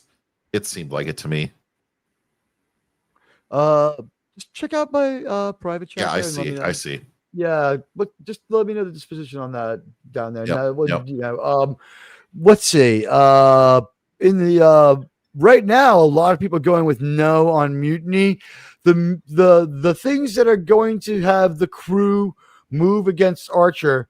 And by the way, this is one of the strongest personal captains as far as his relationship with the crew we've seen. Cisco is a really, really good leader. He's not as personal with every single member of his crew the way we are led to believe and presented with Archer. Archer is in the view of this show presented to us as this is our second personally strongest captain next to Kirk. This guy's a throwback. Yeah. Yeah. He's physically tough. He will punch you in the face if he has to. And the only thing that's weird about him is that makes perfect sense then. I just saw that. Okay, I got that. All right. I was a little concerned about that. But yeah, okay. So everything's cool, guys. We're just worried about the we left the matter, antimatter, and the quantum discriminator on when we left the ship to do the show. So and he asked me about the injectors, and I said, "Injectors, come on, those never jam up." So start tracking that Packard shuttle. We're going to steal their warp coil. We don't need it. We're just going to steal it. Let's see what Phantom Outsider, who's proven to be the most knowledgeable, well, on par with Mark Harkness with the knowledge here. You guys, we have the smartest chat. All of you guys are great. I think that the method of letting the chat bring the trivia has been like research the episode, reviewing this as a story, being story reviewers. People's Star Trek reviews have tended to go along the production procedural. I don't want to be that. You know what I mean? Like, we don't talk about who wrote this one. We're talking about the show as a story. Maybe we'll go back and dissect it another way. Because in 30 years, we're going to run out of Star Trek episodes and we're going to have to start over again unless there's Trek United. So we have to, JT and the new crew have to have a plan for when Robot Teague and Robot Tron and Robot Journal are here. You'll be seeing a lot of yes or no beeping. That'll be just, what happens. Yeah, so, guys, I'm looking for every excuse to leave this tile up as long as possible. She looks beautiful. All right. So here's another one for it, right? So last week or in the previous episode, they talked, Dr. Phlox talked about maybe I shouldn't have been talked into watching The Exorcist last week, which was kind of funny because that was what Warner Brothers and not a CBS Paramount movie. So it's funny that they named that one. But what if Teague? What if Admiral? They had watched the movie because they watch movies. They had the senior staff watch Alien, and they had the Makos watch Aliens over in Theater B on movie night. And then the next week, they come up to this Indie insectoid ship, and Major Hayes is like, "Captain, sir, you ain't going down there." Like, I've seen this movie before. You're not doing it. No one's taking their helmets off. We're shooting everything that moves. Nuke it. Nuke it from orbit. Just my mind ruminates on the Makos watching Aliens, and I would just be like, my mind is like this, right? Like the bridge crew gets out of there first, and they're back up on the bridge, and like Hoshi and Reed are like scanning like Theater B, and they're like, "Aliens has just concluded, sir. The Makos are getting ready to leave. 4 of them have turned on dating apps. 5 Tinder, 2 Plenty of Fish. Sir, there's 1 Grindr. It's Major Hayes." Now, Malcolm, don't ask, don't tell. This is still the Quintonian 90s. We can't talk about these things, and we're not going to tell anybody that Major Hayes has turned on Grindr. It's not that, sir. It's just that, well, I didn't scan for that. I know it through other means. May I be excused from the bridge? I need to meet Major Hayes in the armory right away. These two need to just get out of the... Major Hayes and Malcolm need to understand that they have a dating-ready relationship and that they're actually gay. I'm sorry. interpretation of dating habits. Yeah, I was like, The I didn't fact read that any they of keep- this, but No, here's the deal. In an episode back, they fought for no reason. Fucking and fighting is kind of the same. Think about like grammar school before we had dating ability, like dating game, dating rap to talk. The little girl would run up to the little boy she liked and just punch him in the face.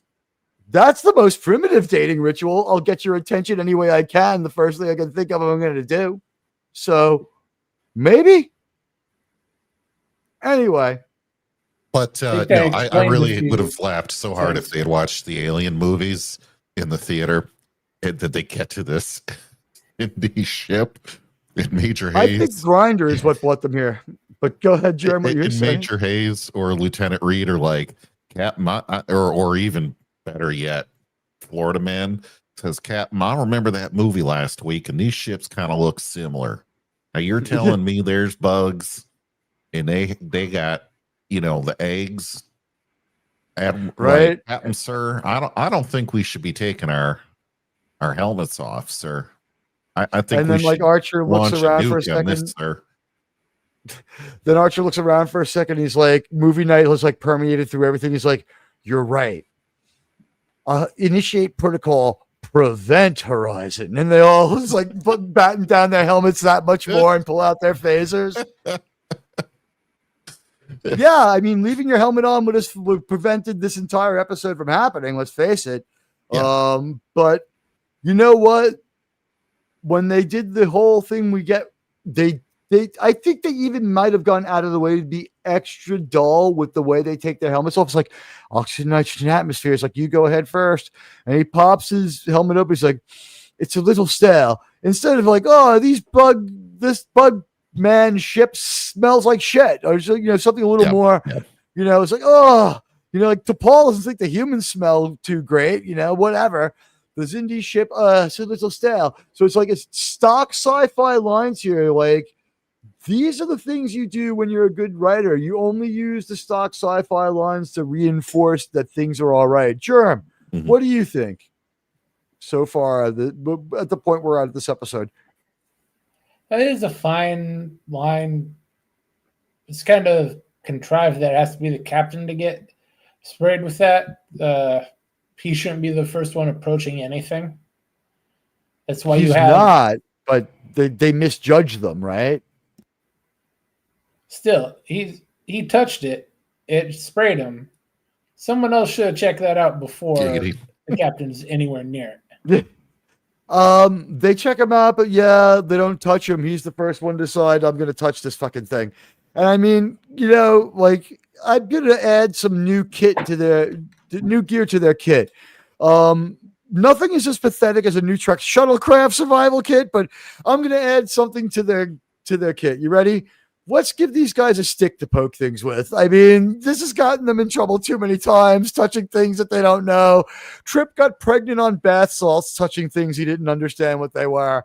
At least those little $3, dollar store grip arms where you pull the trigger and the two tongs close. At least some of those grabbers, right? What would be great is like in my mind, it goes to like he's in his quarters and Archer turns around and all of a sudden it's Daniels and he's got a DVD of like Contagion and he gives it to Archer and he's like, watch this movie at movie night. Believe me. or what was that Dustin Hoffman movie with the fucking monkey? Oh, Outbreak. Yeah, where McLovin like brings a sick monkey to America and kills off like half a town. What the hell? Patrick Dempsey was the person who brought the sick monkey to America. It was McLovin. And it was funny, like when we saw that movie. Yeah. When we saw that movie, when he was all effed up from the monkey pox or whatever he had. But my date laughed and said it looked like me when I was passed out drunk, and I'm like, wait a minute. And then he becomes a sex symbol. Like, when did I get anything out of that? But so the Grinder app has brought Major Hayes and Reed together in the shuttle, and I forget why the fuck they're here. I thought they were just shuttlecraft number 2, like they took both down. They're also Ken discussing the Mountaineer brings up a tactical great point situation. when they Go ahead. said nitrogen oxygen atmosphere. Trip should have taken off the helmet and said, "Smells like swamp ass in here, Captain," and Definitely. put his helmet back on. And here's a question for you guys. Didn't Universal have a big series of monster movies, right? Is Paramount buys Universal, they're pushing those monsters to the exclusivity of others. That's what it is. So this is the first moment. That was later, I thought. I thought Universal got the rights to it later. That was a couple years ago. It was about 3 or 5 years after this. Is that okay? So I'm just making it's 23 years later, and I'm remembering things Mandela style. It happens. It was a good guess because you know what? I'm going to speculate here. I'll ask AI later. I speculate that those two companies are probably already flirting and doing maybe Paramount was releasing Universal at this point. Honestly, because that happens. Remember, we went from 2004 when this came out, 26 or so different independent film houses. We now have 4. That's part of the problem in Hollywood, people. Hollywood was always weird, but we didn't have only 4 people who were the weirdest left making movies. Paramount has a chance to shake that off. We're looking to be the source for Paramount. You can get your Disney all day from everybody else. We're actually going to try to focus on Paramount. I think Dempsey was called McDreamy in his show. McLovin is from Superbad. You're right. There you go. He's from Queens. But that's why you know so much about him. Okay. I know so much about him because my friend's mom and his mom were fucking friends. I've seen Patrick Dempsey around in Queens years ago. He's a little older than me by a little bit, but yeah, I've seen him around. My friends know Patrick Dempsey. He's not a he's not a friend, but I have friends he's no stranger to. Sure. They say he's all right, by the way. There's a lot. You know what? You come from a big city. There's a lot of famous people there. Universal is the standard for monsters. Paramount had Friday the 13th, but lost rights by now. Too bad. But you know what? They've got, the Zindi reptilians who only look slightly ridiculous. I mean, and now Paramount Plus has the they, them, Hadar, which seriously frightened the hell out of me. But this is... Archer is now beginning to exhibit concern. Here's the thing. He is concerned and compassionate. They're in a war zone. It's not yet out of character for Archer. It's out of character for season 3 Archer. Yeah, he's not acting abnormal yet. He's not acting obsessive yet. He's not setting off any red flags. He raises a mild yellow flag. Because he has he's curious. There's a compassionate angle to it, but it's not the main focus. It's collateral to, we have time to spend here. What's the condition of that hatchery? Too bad we can't get it fixed. Maybe we can. We'll try. What about their other technology? Yeah, let's take a look at it. I am, thinking on it more. The hatchery's kind of important. Let's see if we can't get it fixed. And Trip's like, well, I don't think that it should be. Why don't we just, move on? Who cares? They're our enemies. It's a time of war and we're on a mission. He's like, I think this is the right thing to do. And Trip looks at him a little bit, but he doesn't offer an opinion. He does not second guess his captain. He says, yes, sir. And he leaves. It's other people who then question Trip about it. And he's like, there's nothing to lose by spending a couple of days learning about their technology. We'll be better off from it. And he's still right. It's a little bit of cope, but it has the advantage of it's 100% on point. Push the 1 point for not yet a mutiny. Well, yeah, we're not even flirting with mutiny yet. The captain is not acting strange this is only strange in the situation. And we've taken a couple of breaks before. So to us, the audience, this is not strange. Mr. Tucker's reaction, the acting and directing here, I'm going to call it excellent. And by the way, this episode is half written by Mike Sussman, who's going to allegedly write Trek United. So I will talk about future Trek on this. I'm just not going to talk about Kurtzman Trek until we're done with this. God, it's horrible this week, people. But Archer's acting like season 1 Archer. It's like, it's the biggest planet we've ever seen.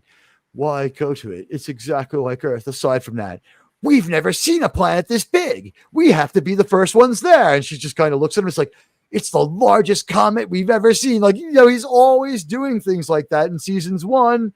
And in season 2, like, I don't know. They don't want him to be as enthusiastic. And season 2, I think we all feel season 2 is actually the weakest one out of 1, 2, and 3 so far. We'll get to 4 and we'll judge it when we get there, right? Season 3, I was wrong, and I'm gonna give you guys a chance to congratulate me here for taking the fans' advice and swallowing my pride in doing season 3 in its entirety. And I think at the end we should double back and talk about those 2 episodes. We don't have to watch them now, so.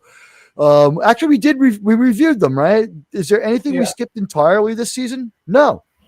I don't think so. Everything's been covered. So we did it. We skipped something at the end of season 2. We might have missed 1 episode entirely.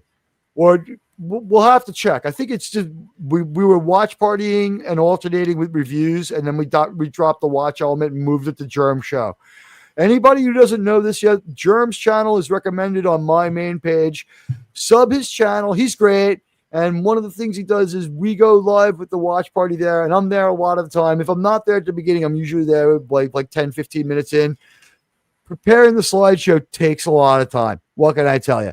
So anyway, Archer is not that, and it starts at 8 p.m. Eastern, 5 p.m. Pacific, and I believe that is midnight in England. So if you're in England and you at least want to watch that episode of Enterprise, I'll give it to you.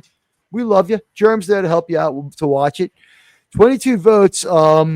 While a lot of people don't think it's a mutiny, it's close, and a lot of people didn't want to commit. They were just happy to like the stream and see the results. I love all of you for being here and for voting and for liking the stream. But moving on with the slideshow as we go forward, I wish I had something like dancing fluids to just exhibit during the chain when I go for the next image. But here we are in the Xindi flyer, and Mr. Mayweather's acting lessons couldn't cure everything, but he's doing things now. This is what I noticed about Mr. Mayweather. By the way, the Xindi shuttle is going to take a while to crack. We don't really need to know more than that. Is there any more to it? It's very advanced. It's an attack ship, and it's going to take a while to crack. It's a fighter. Is anyone else about the shuttle itself? Ulabon ship? Yeah, we've seen this orb-like control. We also the control surfaces that we see in these Xindi insectoid ship look a lot like the ship that Trip gets high on bath salts on in episode 3 of season 1. They had like the glowing globe. The glowing globe you just hold your hands around is like, it's almost a meme for alien ships, but it's effective. Also, the lighting behind them, I love that they picked that because it's great for them to change the lighting in the space based on what the camera needs. But that is definitely from the bathroom section of Home Depot. And the thing that makes it work is this: it's their lighting. They added this so that they could get a better look. Yes. They are starting to kit bash this ship. When we see them messing with it a little more later, they're going to have some of their own equipment integrated into the Xindi stuff. So at this point, they're like, we have an enemy ship. This fucking thing's useful. And Mr. Mayweather says we could, based on the structural integrity, and he gets cut off by the better actor, we could fly it at the bottom of the ocean or bring it inside Jupiter. So this thing is built to take a fucking beating. Whether it has shields or not, we don't know, but it can stand heavy, heavy pressure. And remember, there's no pressure in space. So that's this thing is double engineered. It's dual purpose. And it looks a little bit like Matt Frewer's time travel shuttle too, but you know what? It's cool enough. Mr. Mayweather now looks around, looks interested, does things while he's speaking rather than just speak. He's fiddling with controls. He is looking around and acclimating himself with his environment. He's testing his hand at the control surfaces in his Xindi ship. He's not staring straight forward and reading off the cue card as we watch his eyes move from left to right, and his delivery of the lines is better. This is still not good, but if this had been season 1, he would be fine, and we never would have noticed. He's raised himself to the level of, if he hadn't been so bad for so long, we wouldn't have noticed. Anybody? So say we all? If I'm off of mute, so say we all. Yeah, there you go. I was like, oh no, I'm alone on this one. No. Jerome, what do you think? Has Mr. Mayweather raised his game a bit here? Yeah, he's getting better at the whole acting stuff. They got him right at a sweet spot where he doesn't really have to do too much for too long. So he's basically just an extra at this point, and he can handle that. Agreed. He's almost like the one that sits next to Data every week when Crusher isn't at the helm in TNG, and half the time they just throw an extra in there. That's kind of what he feels like. Yeah. Except they bother giving this guy a name. Right. No, we saw what happened to Ensign Rowe. It's too bad they can't do that with Pride Weather here. Admiral, are you there, or did you get nuked? Folks, we've been having a lot of problems with StreamYards. They had an update recently, and there are issues. There are many issues, and one of them being more from you every single year. And features are not coming with it. But one of the great new features is all of a sudden the host will suddenly not be able to talk whatsoever. Happened to us the other night, twice in an hour. So there you go. I think the Admiral might need to leave and come back. Let's see here. Admiral, if you can hear us, read the private subspace message. I think you need to leave and come back, because what hits you now is the same that hit us the other night. Germ, do you need anything else on the podcast? Or are we just going to let it play? I don't think we have much of a choice in that matter. Okay. Well, I could go on and on about communism if you want. Maybe that's appropriate for this music. Okay, yeah, there we go. There we go. He left. He was able to stop it. So at this point, Germ, in the episode, we're starting to try to preserve these eggs. Do you see what Archer's point is behind this, especially during the, I guess, some of the talk that he has with other members of the crew about this is, even in war, there's still rules? Do you agree with Archer's assessment here? I agree. That's what he was taught. Okay. Is that something that you think he should have actively been doing up to this point, trying to make efforts to save the eggs, even though it's not going to be easy? He should have actively blown up that shit right after they left. See, and if it were me, I would have said, I'm going to just leave them be, because how does he know that if they make any effort to save these creatures, that is the right thing? I mean, we know creatures on Earth, typically, if you mess with the nest, the parents don't come back. How does he know if they try to preserve these eggs that this won't also be what happens? So yeah, you got that part, but I would have just turned the truth they have at, let them waste that thing full of explosives and be there when the giddy smile on his face comes when you let Trip hit the button. Yeah, there was a comment that was in there that if this were 8 arboreals, would you just leave them? And I'm like, well, that's, apples and oranges, because 8 arboreals wouldn't be an egg. That's like while the song was still playing. Yeah. It's weird to be able to pee during your own stream. I realized I locked up right away. I immediately just left you that message and hit the restart. Sorry, guys. you have some pretty good kick protocol, though. It happens. Yeah. You know, I am proud of the fact that I was able to cut the entire Patton soundtrack into a distinctly unique song that does not set off any bells. I was able to preserve the music. Still, it still sounds like a song from the soundtrack. If I never have another good idea again, remember I had that one. All right, guys. George, am I right? It's a good idea, right? Yeah, he agrees. You know, the funny thing is your quote at the opening where they say about the Arab women stripping them of their tunics, laying out in the sun. If you didn't, attacked by 3 Roman legions. Arab women stripped them of their tunics and their swords and lances. The soldiers lay naked in the sun. 2,000 years ago, I was here. Yeah, see, if you cut This that, match will not be. If you cut that right at the spot of the Arab women and you start it right there, you lack all context. It sounds like a vastly different movie. Yeah. The Arab women stripped them of their spears and swords. What are you trying to say, George? I don't know. Sir, that was so controversial. Sir. They had to show up, right? And you know what? What can I tell you? All right, let me get the images back. I'm sorry for the interruption to the to the review. You know, these things happen. We were inside the Xindi shuttle. You know what? Mayweather's better at his acting. Back on the Xindi ship. This is when I knew they were trying to tell us something was wrong. They do this in Deep Space Nine obsessively. It's the only Star Trek show that does it.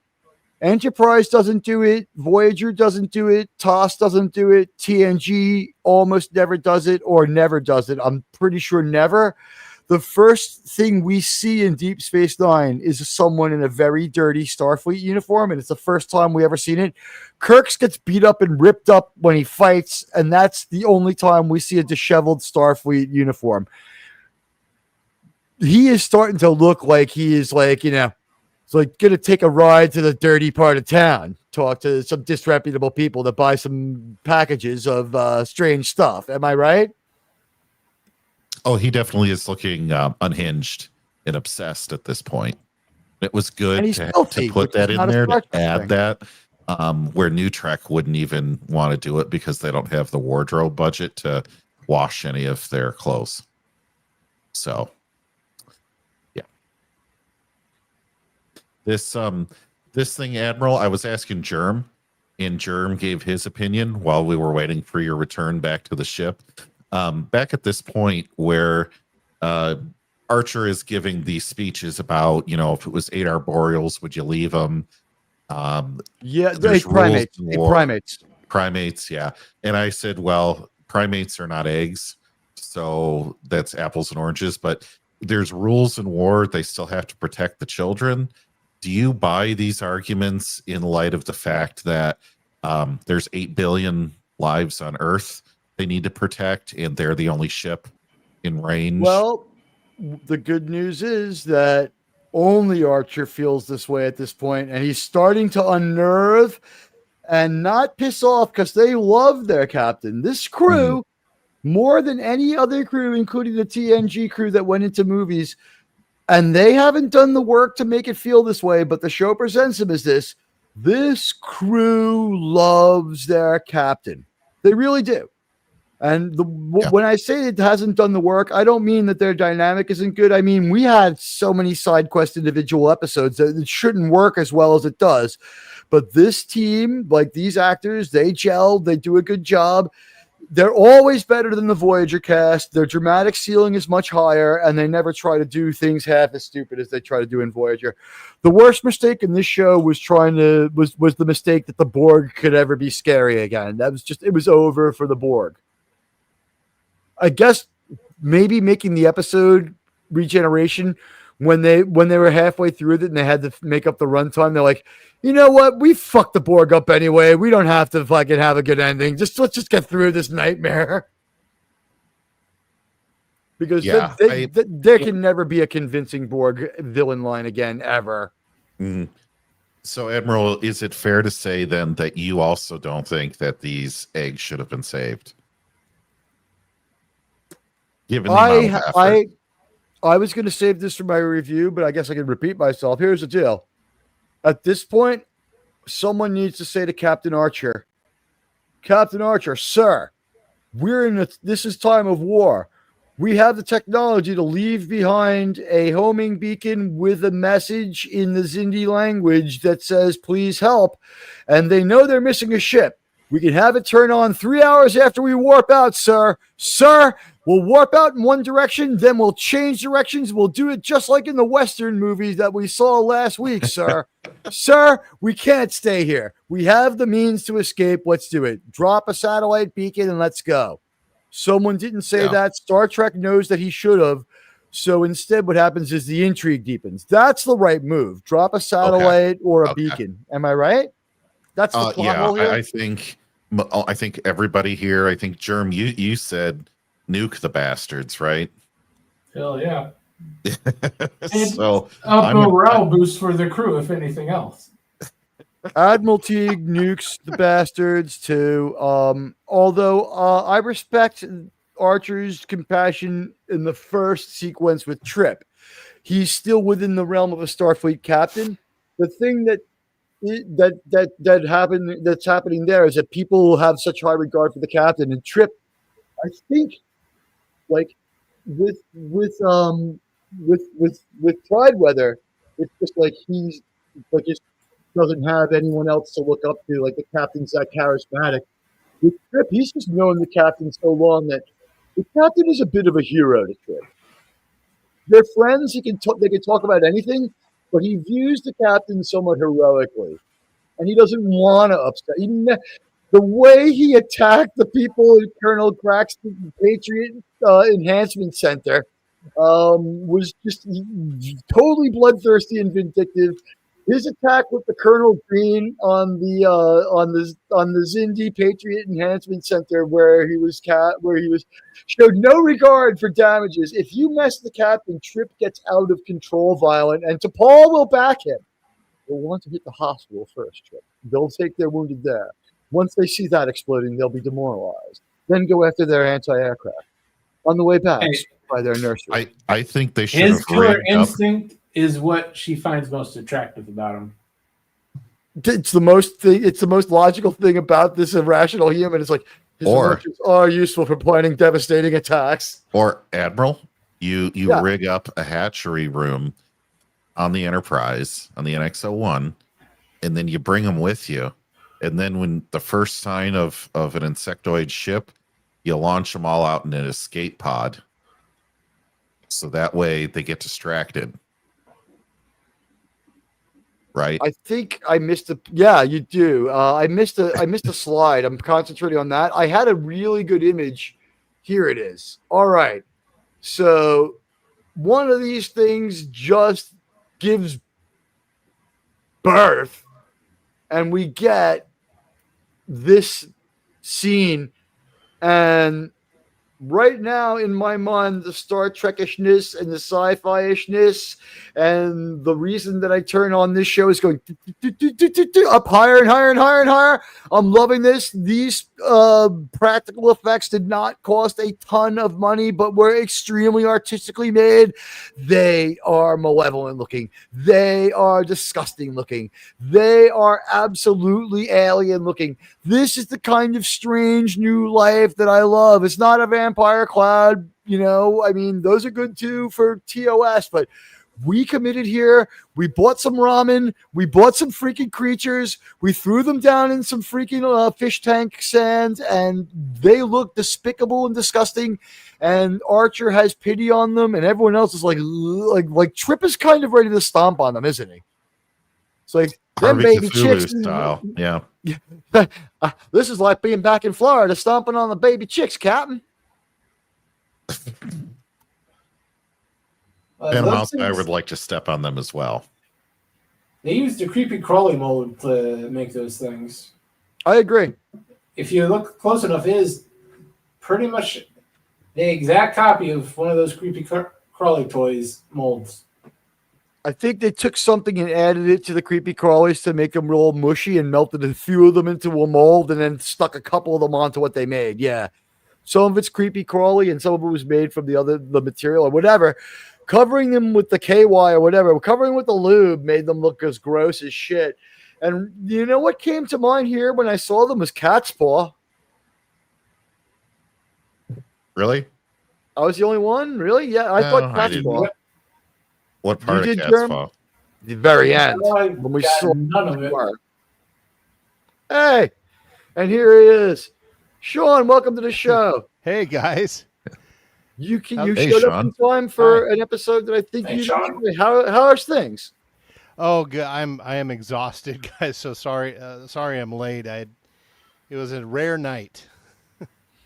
I'm sorry. Yeah, we know that you were doing the work of the Lord, though. I mean, you know that I regard that as one of the most important things a person can do.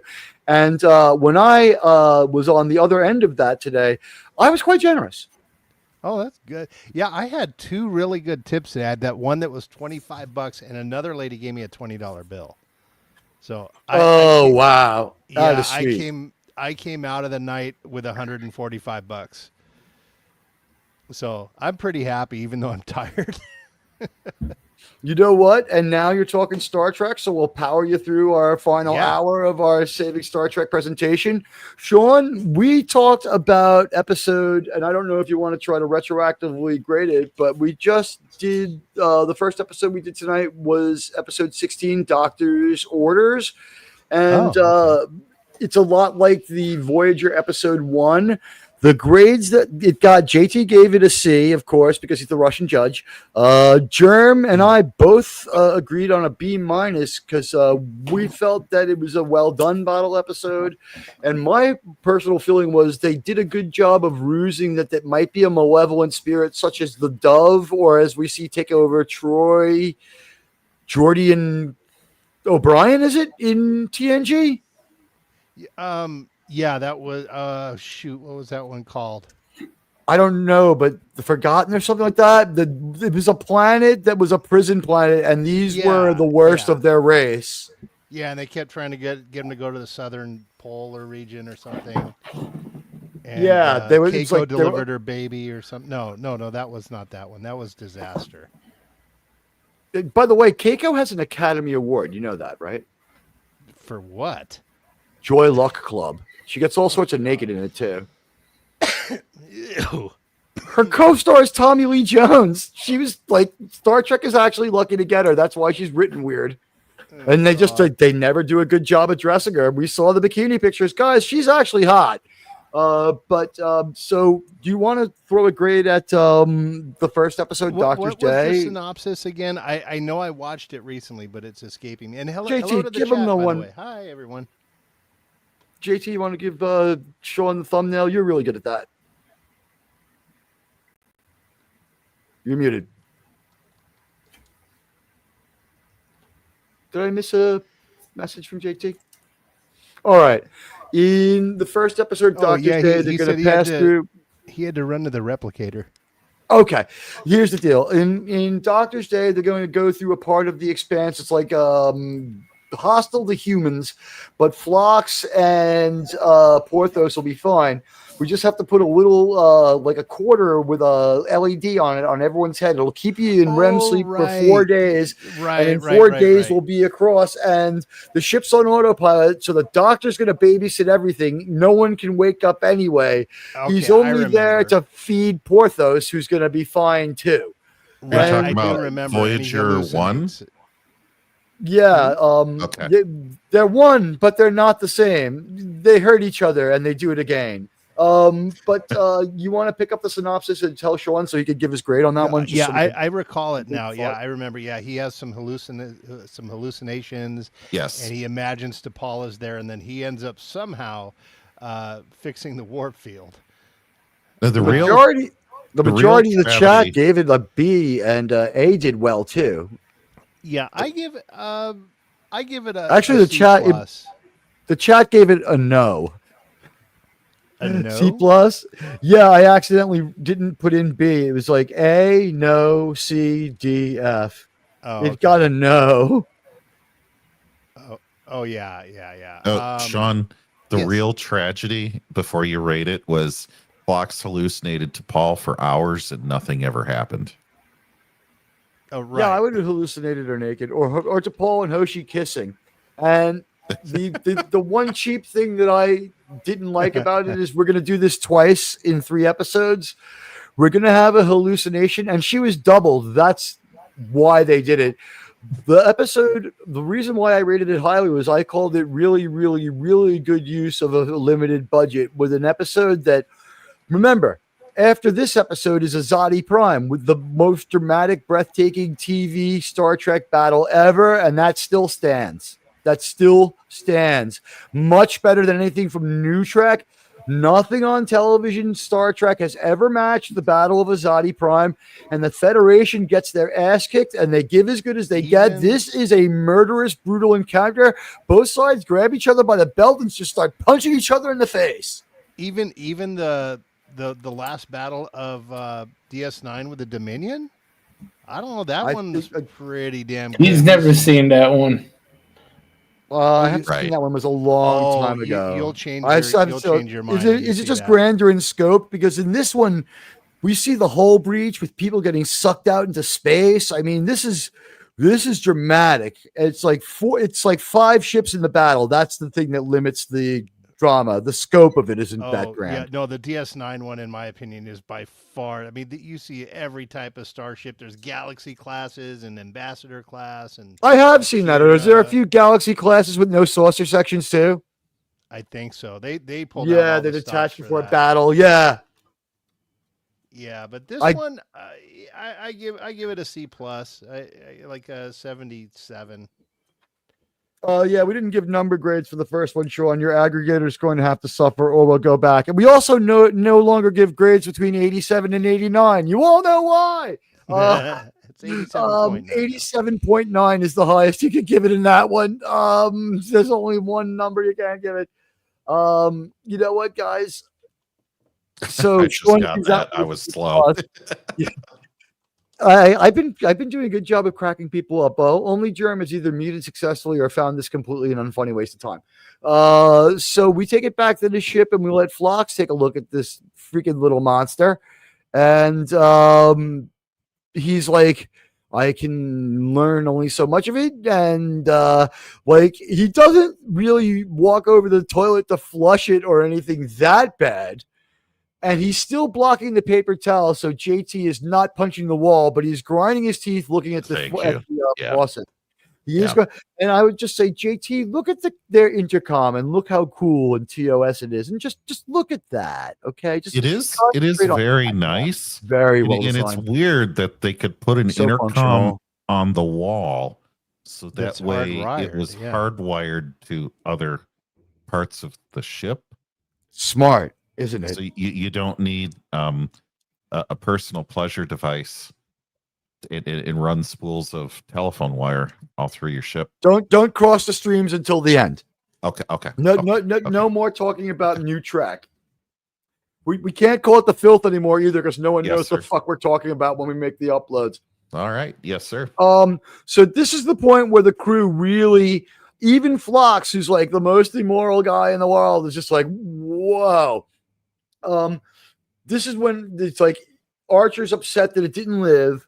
The stakes are now, not only have they passed the Overton window of the wise amount of time to study their technology, they have more than they need. They've got their technology on board.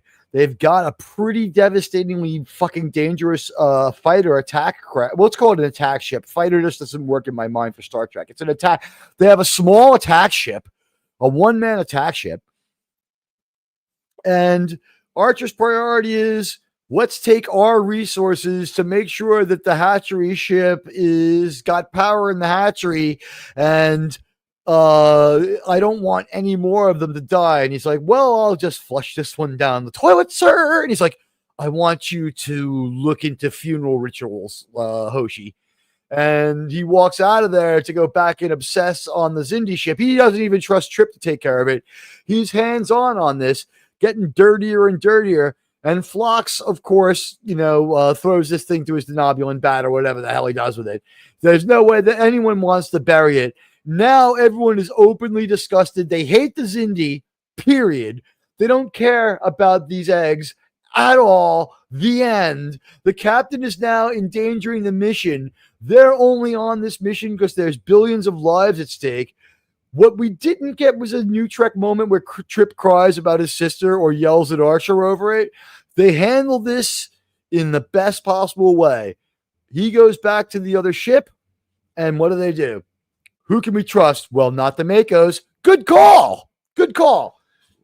They buy that back later and talk to the Makos and fuck the whole thing up a little bit. But initially, this is a pretty well-planned removal of the captain. I call this lawful so far. Anyone? I'm down with it. Yeah. I want Archer relieved already. So They're saying he's got like one more line to cross, I believe. We'll give him a couple more hours, but he can't have the antimatter.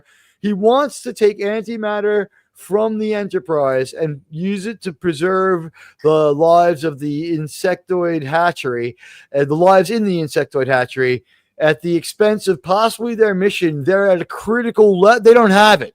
They don't have it to give. So they're like, Captain, that's crazy. And he's like, you heard me. And then like T'Pol is like, it would be unwise. And he's like, I've made my decision. Like he cuts her off, and then Trip's like, Captain, and he just kind of shoots him a look and walks out. And that's when everyone, including Hoshi and Reed, start talking about like, all right, this is now pretty nuts. And the captain is not acting in a reliable manner. Anybody want to give their thoughts on this one? And as I pull up the next picture, which is this, they're considering what is the line for the captain. And we established that we're going to tell him he can't have the antimatter to power the Xindi ship FU. And if he doesn't just give this up and take some less extreme measures, we're going to, pull the plug on him being captain for a little while. And what no one says is ever since he got sprayed in the face, he's acting weird, which kind of begs to be said. I don't know why. That might be a small flaw in the writing. That is the one thing that did bug me this whole time. Forgive the pun. That no one put, connected the dots A to B to C on that. Seems pretty obvious to us. Even if you watched it the first time, I knew that. And I was like, no one's talking about the fact they all saw him get sprayed in the face and he had that big injury and now he's acting really strangely. Come on. T'Pol would notice the logic in that immediately. So would the rest of the crew, but her especially. Yeah, I agree. All right. Aside from the fact that this outfit has been seen before, but has been altered since we saw it last, adding the hot pink piping, I'm going to say they finally have a clue. They're not going to swap out outfits completely, but they still don't know exactly what they want to do. They're trying to de-Futurama this outfit and make it look a little more functional. Pink and brown, all right, whatever. I do think that she looks great in this one. And this is another 2-outfit episode. Anybody got some thoughts on this outfit while I fish up the next slide? Didn't she wear the red earlier in this episode? She did have the salmon pink one. So why did they change it? So it's a 3-outfit episode. Yeah, why did they change it? I don't know. I think the best outfit we order. saw, I maybe, or just they're still experimenting. They want to see them all on TV in the same episode. I don't know. I'm imagining at this point practicality is starting to come in. But hey, this show's been on for a while, so we can afford some great exterior CGI shots. And this one lasts 4 or 5 seconds, and we see the ship cruising, and we hear some absolutely excellent music. To which I say, this moment that had no advancement of the story, we already know all of these things. Man, this did a lot for my immersion. Hearing them teasing the Archer's theme, seeing the ship, hearing the engine noise, watching it cruise, seeing it pass through the frame, come in its full glory, looking this beautiful. I had to stop for a moment and go look at my model. Thank you, Sean. And honestly, I was like, at this point now, from doing this show plus having the model, when I see the NX-01, I kind of feel the way Picard describes his feelings about the Stargazer, and that's the only thing we have in common anymore. But I'm being honest about it. So, like, when I see the NX-01, it's a beautiful, immersive moment, and when it's done in the middle of a good story, I'm like, that's our ship. This is our ship. We are going to save the human race. We're Starblazers. We're going to go there. We're going to take out the Gamelons. We are doing this. We have this under control. And Jason Love is here. Hello, sir. Sounds like they're going forward with the Tomb Raider with Sansa Stark from Game of Thrones. Yeah, at least Phoebe Waller-Bridge won't be in it. Like, you want to make people like the movie more? Make Phoebe Waller-Bridge the villain and promise to kill her in a horrible way. We'll watch for that. Speaking of new series, did you guys see there's a new Taylor Sheridan series coming up with Kurt Russell? Is it called The Madison? Or is it called? So, yeah, is it Numbers? Spinoff, yeah. And Meryl Streep's in it, I think, as well. No, maybe not Meryl Streep. No, Michelle Pfeiffer. Michelle Pfeiffer, yeah. It's called the Madison. The Madison is one of the branches of the river that runs by the Yellowstone. I believe this was the theory of the 1923 panel. In 1923, the character played by the chick from Landman, Michelle Randolph, her husband, who's the Dutton connection, is killed because he is foolish. He gets himself killed. He doesn't think about her at all in his impulsive actions. And she has been attacked by a wolf. She had rabies. She thought she couldn't get pregnant because she got shot up bad in season 1. And she just goes, I hate it here, and I'm going back east to Boston where I went to school. I want to take a hot shower every day, and Boston is about as bad as I want it. I've seen a Red Sox game. I've been through hell. I know that my grandchildren won't get to see a World Series, but damn it, I'm going there now. And she just leaves, and Helen Mirren's like, no, I get it. Go back to Boston. So I think the deal is Krimlon might be right. I think Krimlon came up with this one, I think, was that this is the branch of the Duttons that left to go to the East Coast, coming back to take over the control of the original Yellowstone, and they're renaming the building the Madison. But I don't know if these are Taylor Sheridan created characters and he's an executive producer on it because he created Yellowstone, or these are the other writers' characters and he's the executive and he's the one writing it. Because here's what happened. The co-creators of Yellowstone have a falling out, and there are 2 sequel shows. The characters written by one writer go to one show. The characters written by the other go to another show, and maybe they'll patch it up enough for them to get together. Crazy shit. But yeah, the Madison is coming, and we will be covering the Madison. Back to Star Trek, ladies and gentlemen. And hey, we're live. And if you feel like tweeting out that we're live, do so. And the good news is, after our break this week, where everyone feels much better about not doing it, the final Strange New Worlds happens on the day between the 10th and the 12th of September, which is fucked anyway. So it's a good day to deal with things that are unpleasant. And you know what? We'll go ahead and conclude Strange New Worlds then. And after that, it's Landman. And maybe we only have 1 show or 2 shows where we talk about all of season 1. But Strange New World panel, whoever can make it, we're going to become the Landman panel in time for season 2. And maybe RRT and Zeb would like to drop by for a couple of those. Yeah, I know he's the big trailer came out yesterday. Fan. Ooh, I can't wait to see it, because the last thing I saw was Billy Bob Thornton doing a commercial for some wireless service Verizon for old or people. something. And I'm like, ooh. Yeah, it's just like, I got a senior plan myself. It's like, shut up, Billy Bob. I don't want to feel old watching you. I know we're all old, Billy Bob, but do you have to talk about it? You regrew your hair, for God's sake. And if he got it back, there's hope for all of us. Yeah, but there's our according shit. to Grok, by the way, Taylor Sheridan is writing the new show. Okay, so that's the one he owns, and the one that's a sequence of numbers may well not be him. All right. Yeah. So as we look here, I'm going to be typing some instructions to the crew in the back chat, but I would just like, honestly, this is a valid moment. Sean, you built one. You guys, we've been reviewing the show for a year. Does this ship now evoke more emotion or less than when we started? To me, I get a little bit emotional seeing it, and I'm protective of it, like in a weird part of my mind. I care about this ship. Yeah, it's definitely become a character. It's earned its place as a character, just like the TOS did, I think, and the Enterprise D.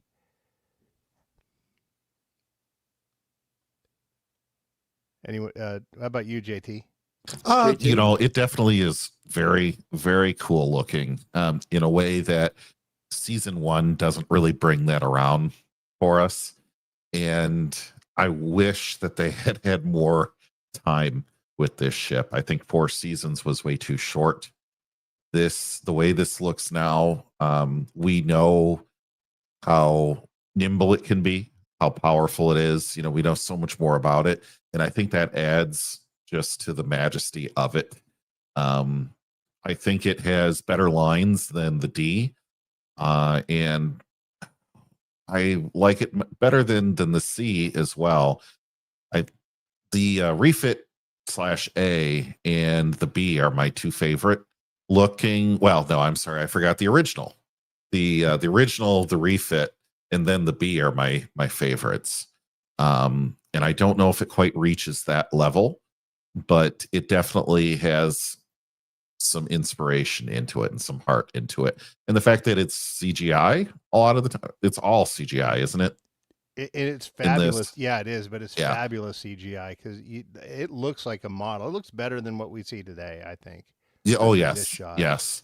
I think less is more in a lot of the ways that they approached this CGI, where there's much more attempt at being at realism than a lot of the modern CGI, which I don't know what the hell they're doing half the time. Showing off. Yeah, and really just like ratcheting down the resolution really low. You know what the innovation has been this year for people who don't want to spend a lot of money on CGI and sci-fi? You have your character looking out through the glass. That's why they changed the main viewer from a viewer to glass. And we've seen that a few times. It's to set up this cheap effect. We see our characters looking out through the main viewer, which they shouldn't be able to do, and we see it from space. And reflected in the main viewer in super low resolution is the dramatic events that they're too cheap to show us for real. That's their innovation this year. Sean, what do you think of that idea in the private chat? And the other thing about this ship, I really wanted the refit. I really, really wanted the refit. I also think that after the Zindi encounter, they should have looked at their ship and said, we need to really up power this thing in a more serious way. And maybe season 4, they just didn't have enough time to do that. But they should be in talks with the Andorians and the Vulcans who don't like each other and say, we need shields. We need a faster ship. Who's willing to wheel and deal for that technology? We want it. Even if it's your previous gen, we want it. And play them off against each other. That's kind of my non-canon or headcanon type thing. Whenever I look at this ship, is how can we make it more cool within the confines of that? And if they had seasons 5, 6, 7, I think they would have done that, and it would have been interesting and cool to see, humans buying the technology, not always having to invent it for themselves. I'm going to suppose we jacked the shield technology from the Zindi. And Sean, that's a volunteer mission. What do you think of the validity of the thought? We don't have to. I don't really know.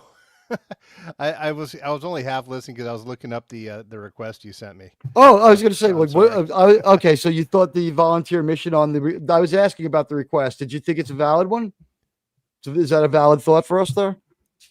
You for the thing I'm looking at? Yeah, the mission, the side quest mission I gave you there in the private chat. Yeah, I think so. Yeah. Okay. That wasn't an order. That was a volunteer mission. By the way, guys, I give this recommendation. I basically live streamed with him the other day when I was on his X show where he was playing an old American Top 40 from 1987, and there was all sorts of stuff on there, including like the number 2 song and number 3 song was Money for Nothing, and the edited version came later. There is now an edited version. The version that was on the American Top 40 we heard of Money for Nothing had a certain word that starts with F, just gouged right out. So it was weird and informative. But guys, Critically Thinking and Drinking is great. You'll love him. I'm trying to find his banner now. If you want, he's a great X follow, and he's a friend of the program. It's good to see you, mate. I was very moved when I saw our ship, the Enterprise here. The NX-01 is super special to me now, and I have more than any other thing that they've put out there for us. And I would ask Germ, is there another single ship aside from the 1701 that gets you kind of, juices flowing or makes you feel any emotion? Does this ship is this basically the number 2 ship as far as them putting an investment into it to make it a character? I think he's still away. Okay. I think he's still away. Okay. It was front loaded, guys. In season 1, we spent a lot of time being house proud of our ship. Like a couple of times, like the first time we encountered Shran, Jeffrey Coombs is and what was funny, one of the movies we talked about today was Reanimator, speaking of Jeffrey Coombs. But when we run into Shran, he's like, you don't understand. This is a warp 5 ship, and he's like, well, we have a grappler. They're like really proud of their ship in the first few episodes, and it's all front loaded, but they do a great job of it. And throughout the rest of the show, here and there, there's a couple of times it's not quite like Han and the Falcon, and it's not quite like the original series and their ship, but I do think that this ship is the only other one where they manage to say, you know what, we're going to make people have some emotion for this ship. And on board this ship, there's a very difficult, very, very stressful conference going on where Archer is naked from the waist up and changing his slimy clothes and toweling off and moving around, and Trip's out of focus a lot. But when we do see him, and I wanted to get Trip ISO here, I thought Connor Trenier was doing fantastic acting on this one. What are you laughing at? Or is he really I don't want to see Scott Bakula like this? Yeah, it's usually when I do topless, it's Jolene. It's in my contract that I don't have to do this sort of thing. Yeah, I'm never going to be able to roll Cole back home. He can do no wrong. I love Scott Bakula. And he can save Star Trek too if that Trek United show is done the right way. And again, this episode is a really good episode, and it's written by Mike Sussman, the Trek United writer, Sean. So reason for hope, right here in front of us, we're reviewing Europe's most watched Star Trek show. This is not just one of the most highly streamed Star Trek show. It is the most watched and streamed Paramount Plus Star Trek show in Europe. Did you guys know that? And on Netflix, because that's where they get some of their Star Trek. Yes. This Star Trek Enterprise is the number 1 show on number 1 Star Trek show streaming in Europe. But I thought Connor Trenier is doing a lot here with a look, and he gainsays his captain a couple of times here. He's like, "No, sir, it's a bad idea, sir." And no one has yet broken him the news that when he goes down there and tries to refuel this ship, they're not going to let it happen. I appreciated it was smart that T'Pol said, hold off a minute, delay this, slow this thing down. Mm-hmm. They were going to Trip is of the mind of let's carjack the Enterprise right now. I'm from Florida. Mayweather's like, I am genetically predisposed to have some skills in that because the show showed that your clone was able to fix things. I think I could probably help you. My dad was really good at flying starships, and so am I. And maybe I might know how to hotwire it. Well, I Hoshi's was thinking like, about you know, the question. Yeah, the question you had in the poll about if it was, how far do they let him go? And I'm thinking back, this is the first time we've seen where Archer has been acting irrationally. Up until this point, they've had every reason to trust him. So he's naive in a couple of the early episodes, but he's not irrational. Yeah, I mean, they're all not naive. T'Pol. Yeah. T'Pol's just cynical as could be. Yeah, I mean, they're all naive. He's naive, but this is the first time he's done stuff that's like making them like give the Spock confused look.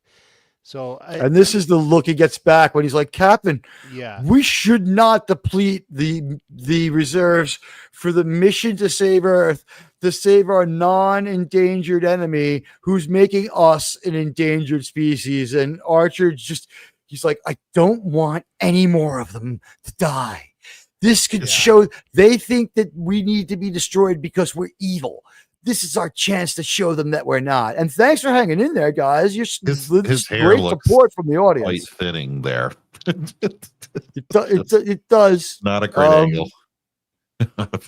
You know what? Maybe Scott Bakula is a good candidate for PRP. We got almost 30 votes.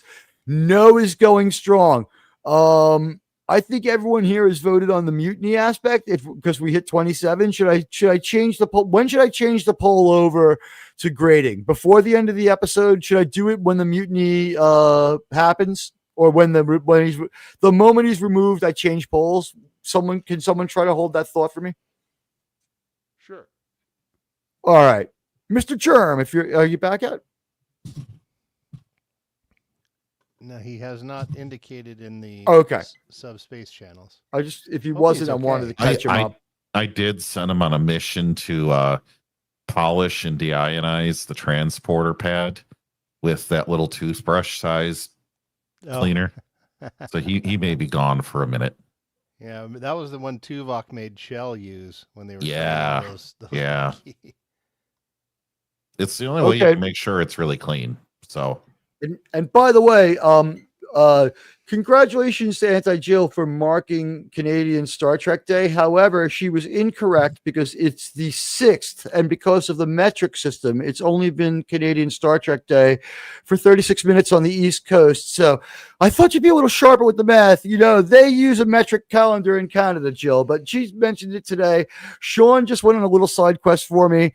We have a pretty good segment called This Week in Star Trek. There's not a lot going on because this is months that episodes are produced, which is why we're kind of excluding production from our search, or we'd find out that, like, you know, for every series and every season, there's at least one episode in production. So there's like 60 different episodes were in production this week across franchise history. There is some other news, and I remember I shared birthdays. Our no more birthday. Corbin Burnson, he had that role as a Q. So the Q2's birthday. Yeah. No. The other news I'm kind of excited about. I sent you guys a trailer. There's a Voyager game coming out. I saw that. There's no release date yet, but you basically get to control Voyager from the moment you get into the Delta Quadrant and make it home. So I'm excited to see if I could just phaser Neelix, or just transport him into a Nova or something. All right, I'd love guys. to put him off the ship in the beginning of that game.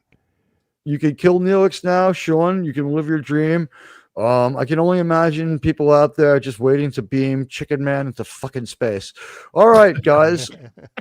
We've got, kind of a question here. Here we go. Episode Hatchery. The lore is undisputed. It's a canon. This is not from a book. This is not implied. This is outright in here. This show is a canon. Does anyone dispute that this is 6605 canon? I don't feel this. Yeah, this is not disputable. Memory Alpha can only be wrong. This is the truth. One, during the time that Kurtzman has been renting the office building, the frogs outside Secret Hideout have changed their dating habits. Okay? We'll leave it at that. Okay. All right. But listen, the episode Hatchery the implication here is that we will go all out. It takes them a while before he crosses the line to save innocent lives, even though they're the enemy. They're down to save the lives of their enemy. What happens is the stakes are too high and they could lose their own whole planet over this act of mercy, so it's no longer worth it.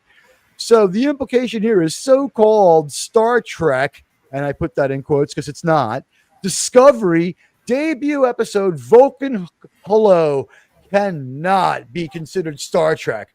The core tenets of the franchise stand strongly against the idea of deleting an entire room full of children. So say we all. So say we all. So say we all. Why not? Oh, there you are, Germ. You're Yeah, I back. had to step away for a second. No Is problem. the transporter pad finally clean with that toothbrush size cleaner I gave you? Are you not near the mic, Sean? You're a little low in my ears. No, I'm right up on it. Okay. Whoa. All right. No problem. I don't know maybe how my I bo- sound to the chat. You're quiet. Yeah, okay, let me. You're a let me bit quiet. Yeah, me I have you tinker. cranked up all the way on StreamYards. Okay, let me tinker here. Oh, and you missed it. I got Oh. kicked earlier. They could probably kick me. It'll probably kick me again later. You know, and when Doomcock was having the technical trouble on Wednesday, the only thing I could think to put in the chat was stop copying me. Am I sounding better now? Yes. Yeah, you are. yeah, Okay. you sound Yeah, fine. my mic That's volume great was now. down for some No. stupid reason. Admiral, Yeah. I mentioned okay, this cool. earlier. I mentioned this earlier, and I didn't realize that you had put this slide together. They say in this episode of Fake Trek or New Trek, the not real Kurtzman stuff, that Michael Burnham is the first Starfleet officer to ever have a mutiny. So, therefore, Enterprise happens before Discovery. Thus, this episode, they did not commit a mutiny because, you know, if No. we're following consistency, Didn't Phlox okay the relieving him of command? They did this the right way. Everyone who needed to be in on it was in on it. It was a rational conversation. Yeah. They made allowances. But by the way, this is a done deal. The STD is non-canonical and not Star Trek. Mark D with a C is here. He is a friend of the channel and a great YouTuber. If you have not subbed to Mark D with a C, what is wrong with you? I mean, you've got to do this. I mean, I don't like telling people this, but when I was talking to Timothy Chalamet the other day, I was like, Tim, what are you doing? And he's like, well, I'm blowing everything off for Sunday Night Geekery because I can't start my week without Mark D with a C. So, you should sub that channel as I try to freaking go to it to get the link I've without got it. timing him It's- out. it's there. Thank you. Yeah. Thank you. Yeah, whenever I hover, whatever reason I have brain drain today. Again, like I did another panel show, so I have like streamer brain. What one thing happened on that panel was, I think I knew this already, but it refreshed it in my memory. And hail Mark D with a C, friend of the channel, and thank you, Buddy Hepburn, the best mod you could ever ask for. One of the movies that got discussed was Enemy Mine, and I was like, there are so many episodes of Star Trek that are Enemy Mine that I'm pretty sure they hired the Enemy Mine writer. What's his name? And they're like, Wolfgang Peterson. I'm like, yep, they hired him. That's a Star Trek writer for sure. Mhm. I think a lot of Voyager. Isn't he the guy who starts dating not Captain Janeway, but actual Mrs. Columbo herself? Wait, she was Ma- Mrs. Columbo? Captain Janeway was Mrs. Columbo. You didn't know that? No. Yeah, she Didn't was. know that either. She was. In this spinoff. Yeah, She's yeah, not 'cause you on the never show see her. Columbo. You never see Columbo's wife. There's a show called Mrs. Columbo, and the thing is, like, I don't know what in the Captains. She says what happened to her is they showed up, they loved her, they loved what she did, they wanted her to be on TV, and they're just like they had a mystery show. They didn't have much of an idea, but they super wanted to drag her off Broadway and put her on TV. She fell for it and went to went to do the TV before she was ready. And what they did was they made it a Columbo spinoff so that people would love it. No one wanted it. It didn't make any sense to them.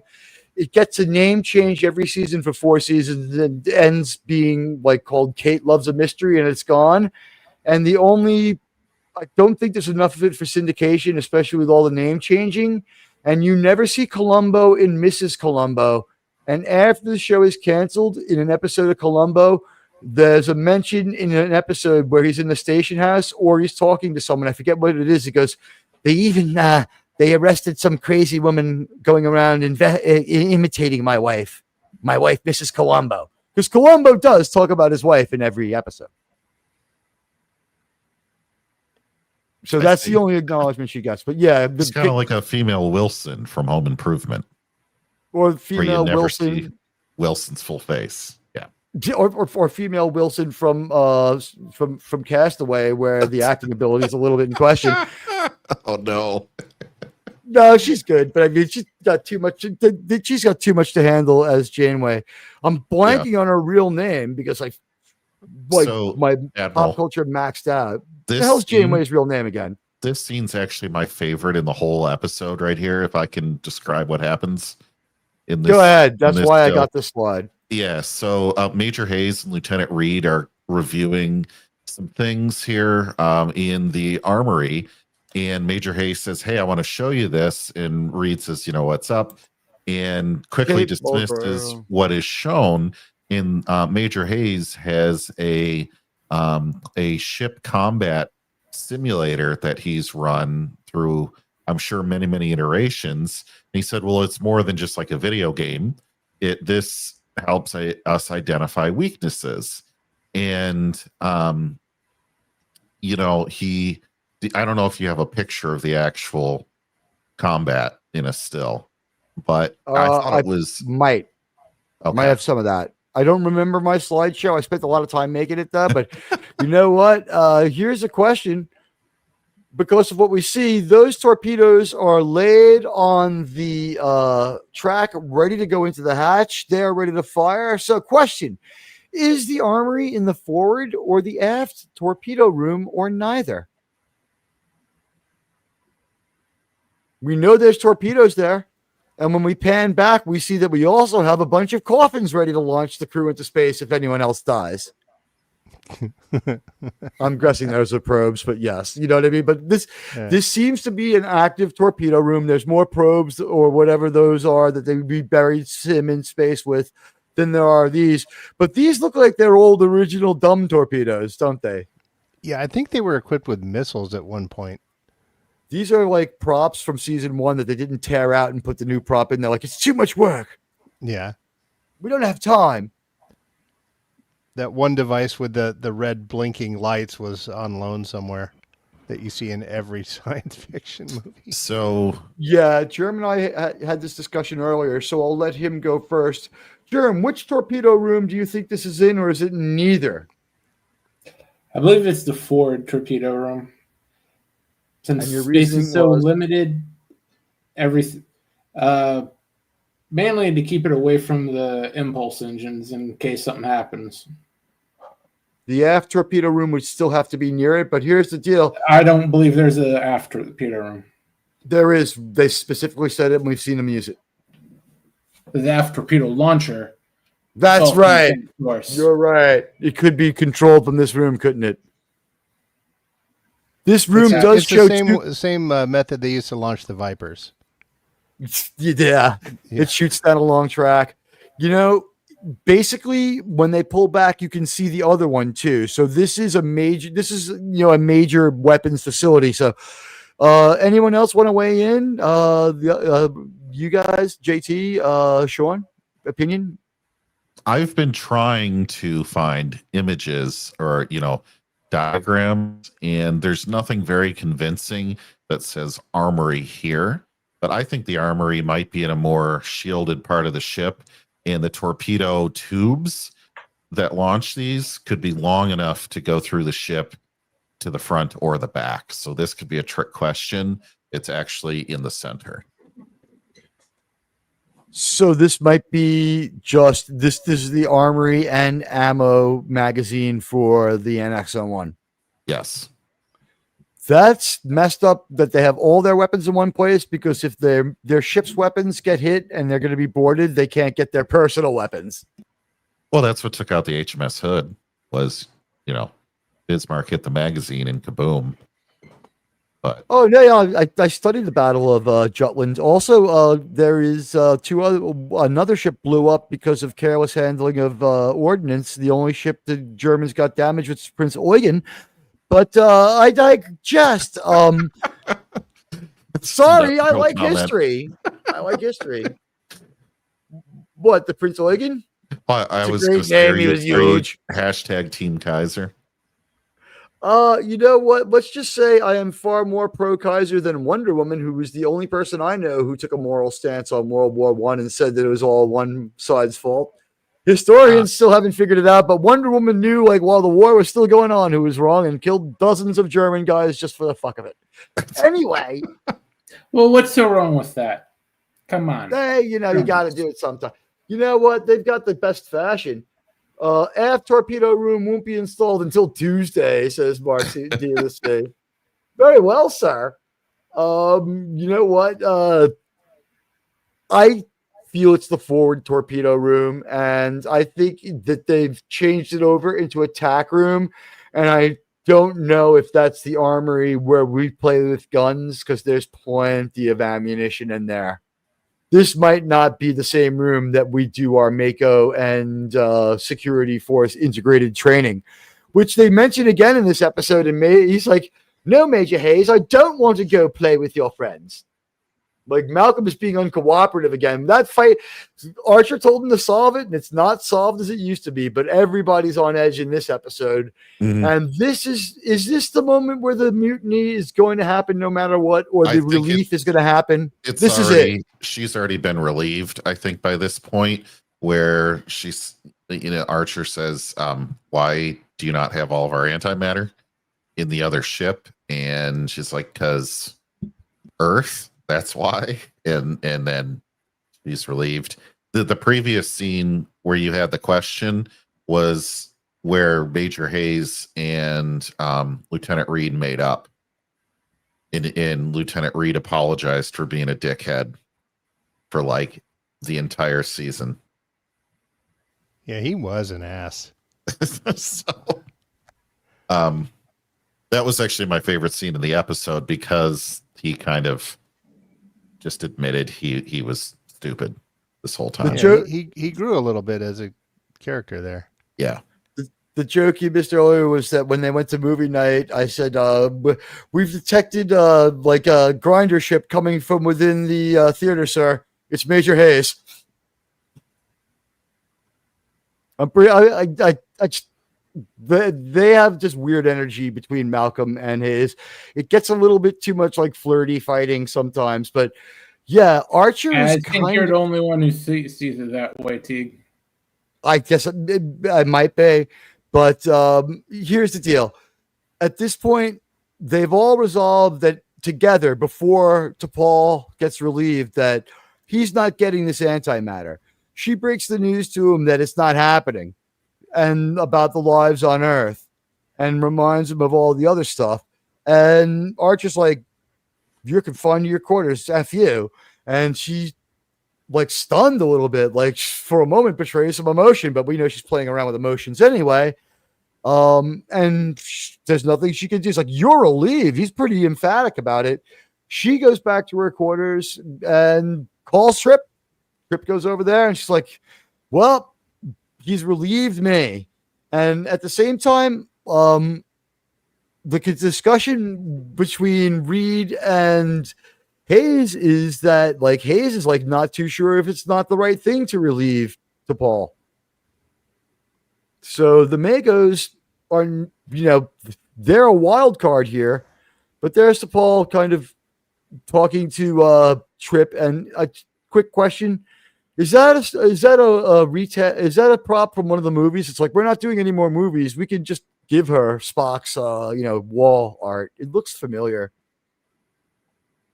We've seen Is it it in from- previous episodes. Maybe that's just where you're remembering it from, but I don't think that's from a movie set It specifically. doesn't look overly Vulcan either. It looks like she found some warrior society where she just thought they were cool and kept it. It's a close up of her fallopian tubes. Ooh, she's got 4 of them. Yeah. 5 of them. That's a pentagon. Let's call up Jolene Blaylock, see what she's up to. Anyway, here comes the Xindi ship. That's not a personal massager. That's the insectoid ship. Reed figures this one out based on the wrecked ship. They're like, it's an unfamiliar design. So 28 people have voted. If you want to vote on whether or not it's a mutiny, you have until I finish telling you the results to vote, at which point I'm going to give you a chance to grade the episode. It looks like, wow, it's close, but it's not super close. If we give the like stream results exclusively to yes, it is really close. It is 36%. Yeah, it's a mutiny. No, 46%. And like stream, see results. Now, before I close the poll, let's just make it clear here. When we say, is this a mutiny, we mean, is this a Star Trek mutiny according to the stuff we see on Star Trek? This may or may not fit like real technical definitions of military mutiny. I'll say right away, when the captain said, "We'll be brave," there would have been a mutiny on the French ship. But that's a different story. In the French Navy, it would have been mutiny right there. We would have been relieved of command for attempting to be brave. They're not going to take that from him. Well, they would have seen the Xindi ship come into orbit and surrendered. That would have been the other action. Something tells me the French space fleet would have had a cloaking device right away before they had phasers. It's really engage the cloak, and that would have just been the end of the Xindi. Would have gone there and been like, nothing to see here.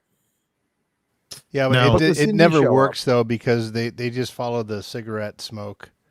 Oh, jeez. The other thing on this, Teague, that I think you were rebooting when we talked about this a little bit earlier. I think that they really should have caught on to Captain Archer earlier, and Captain Archer should have been thinking, and the rest of the crew should have been thinking the thought that, well, for many species, if you disturb the nest, the parents don't come back. So why should we've already interfered too much? Let's not interfere with them anymore. We have a more important mission to do. And then they would have been gone by the time this ship came back, and this ship would have been able to take the eggs, and the eggs would have probably still survived. So this is what we get for taking our helmet off, getting sprayed in the face, and then no one on the crew connecting the dots saying, maybe we should scan Archer just a bit more thoroughly before we let him back making all put these him in the decisions. goddamn decon chamber. Anyway, they could have fixed it so easy if they'd have just had Archer be alone when that happened. We need Linda Park. I forgot to play her at the beginning of the show, so we need her here. Here's Linda. She is absolutely flabbergasted, and Hoshi does a good job. I believe Malcolm's not there. I think Malcolm has been relieved as well. I believe Malcolm's already talked to him and gotten relieved.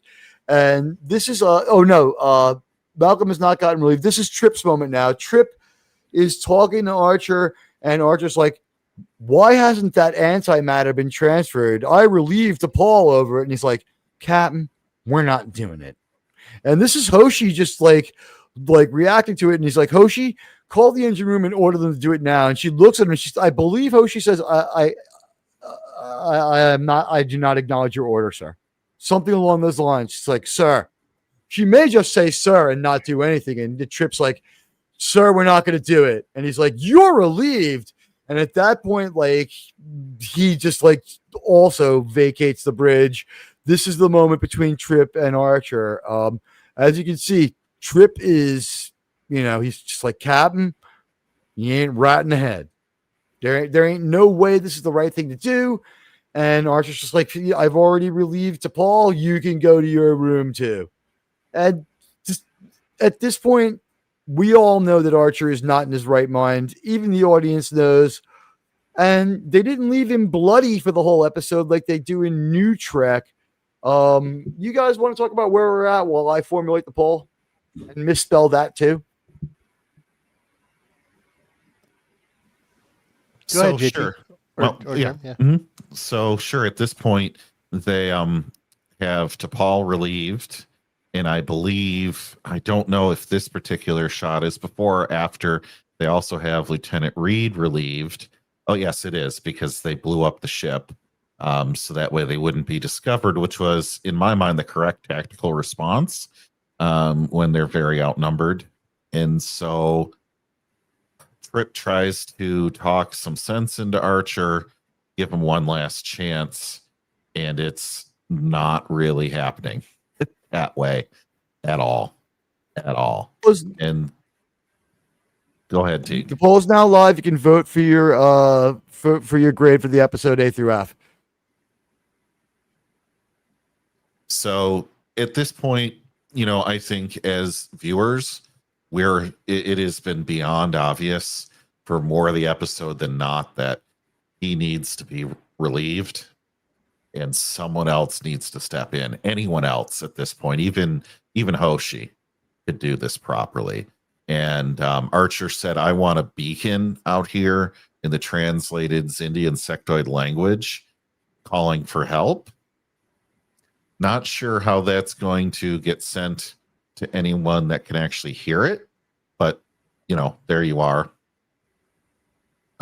And it's pretty critical at this point. I mean, we're looking at the Enterprise being completely incapacitated, unable to complete the mission because these barrels of antimatter are being transported down to the surface, which I didn't know you could transport antimatter in barrels, but there you go. By the way, I failed a little bit. I said we have a 3-hour show. Let's see if we can bring this one. It's not obviously 13 seconds left. We're not going to finish it. I'm only 4 or 5 slides from the end of this one. I'm trying to shuttle through them a little faster, get to the end and give our grades because we have to have some kind of time limit on the show. This is on paper a 3-hour show. Unfortunately, going to fail a little bit. Anybody in the crew who has to vacate, I get it. But guys, as we proceed on, therefore, now that everyone's removed, Archer is free to go back to the ship because there is nobody to tell him no. It's at this point that he goes back to the other ship and he is acting like Richard Nixon on crack. He's got the Makos with him. He tells Hayes, F everybody, keep my people off my bridge. I'll be the one who decides where we go and when we go. And I'm going back to the ship. We're going, but I'm probably going to make sure we beat it out of here only after we save these Indian. I'm like, okay. And Germ's outlook on this one was, you don't think that he was going to disobey any order from whoever was left standing in charge at that point. If the mutiny had been successful, that he would be listening to Trip just as vehemently, was your thought, right? Yeah, Hayes isn't the type of guy to question authority. The mere fact that you have authority is enough for him. Okay. Anyone else on like Hayes and his role in this?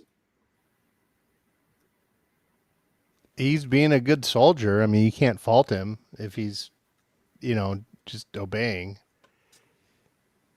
As a major, though, you're an officer. I think maybe it's a bit more incumbent on you to say, look, if the other 4 people that know you better tried to stop you, maybe I'm going to go with them. He is under the command of Lieutenant Reed, though, as well. I mean, he's pretty low. Who he doesn't get along with. But yeah, here's the thing. My thought on this is, and if anyone disagrees, feel free to elaborate. If they didn't trust the Makos and they weren't in on this from the jump, so Major Hayes, they don't trust him enough to have him in on this. And also Major Hayes, they don't trust him enough, or he didn't listen. Something went wrong, because if Major Hayes knew the situation, because when he does later, he agrees with them and nobody goes forward saying that it was that anything untoward happened. Everyone agrees that Archer was like rightfully relieved at the end.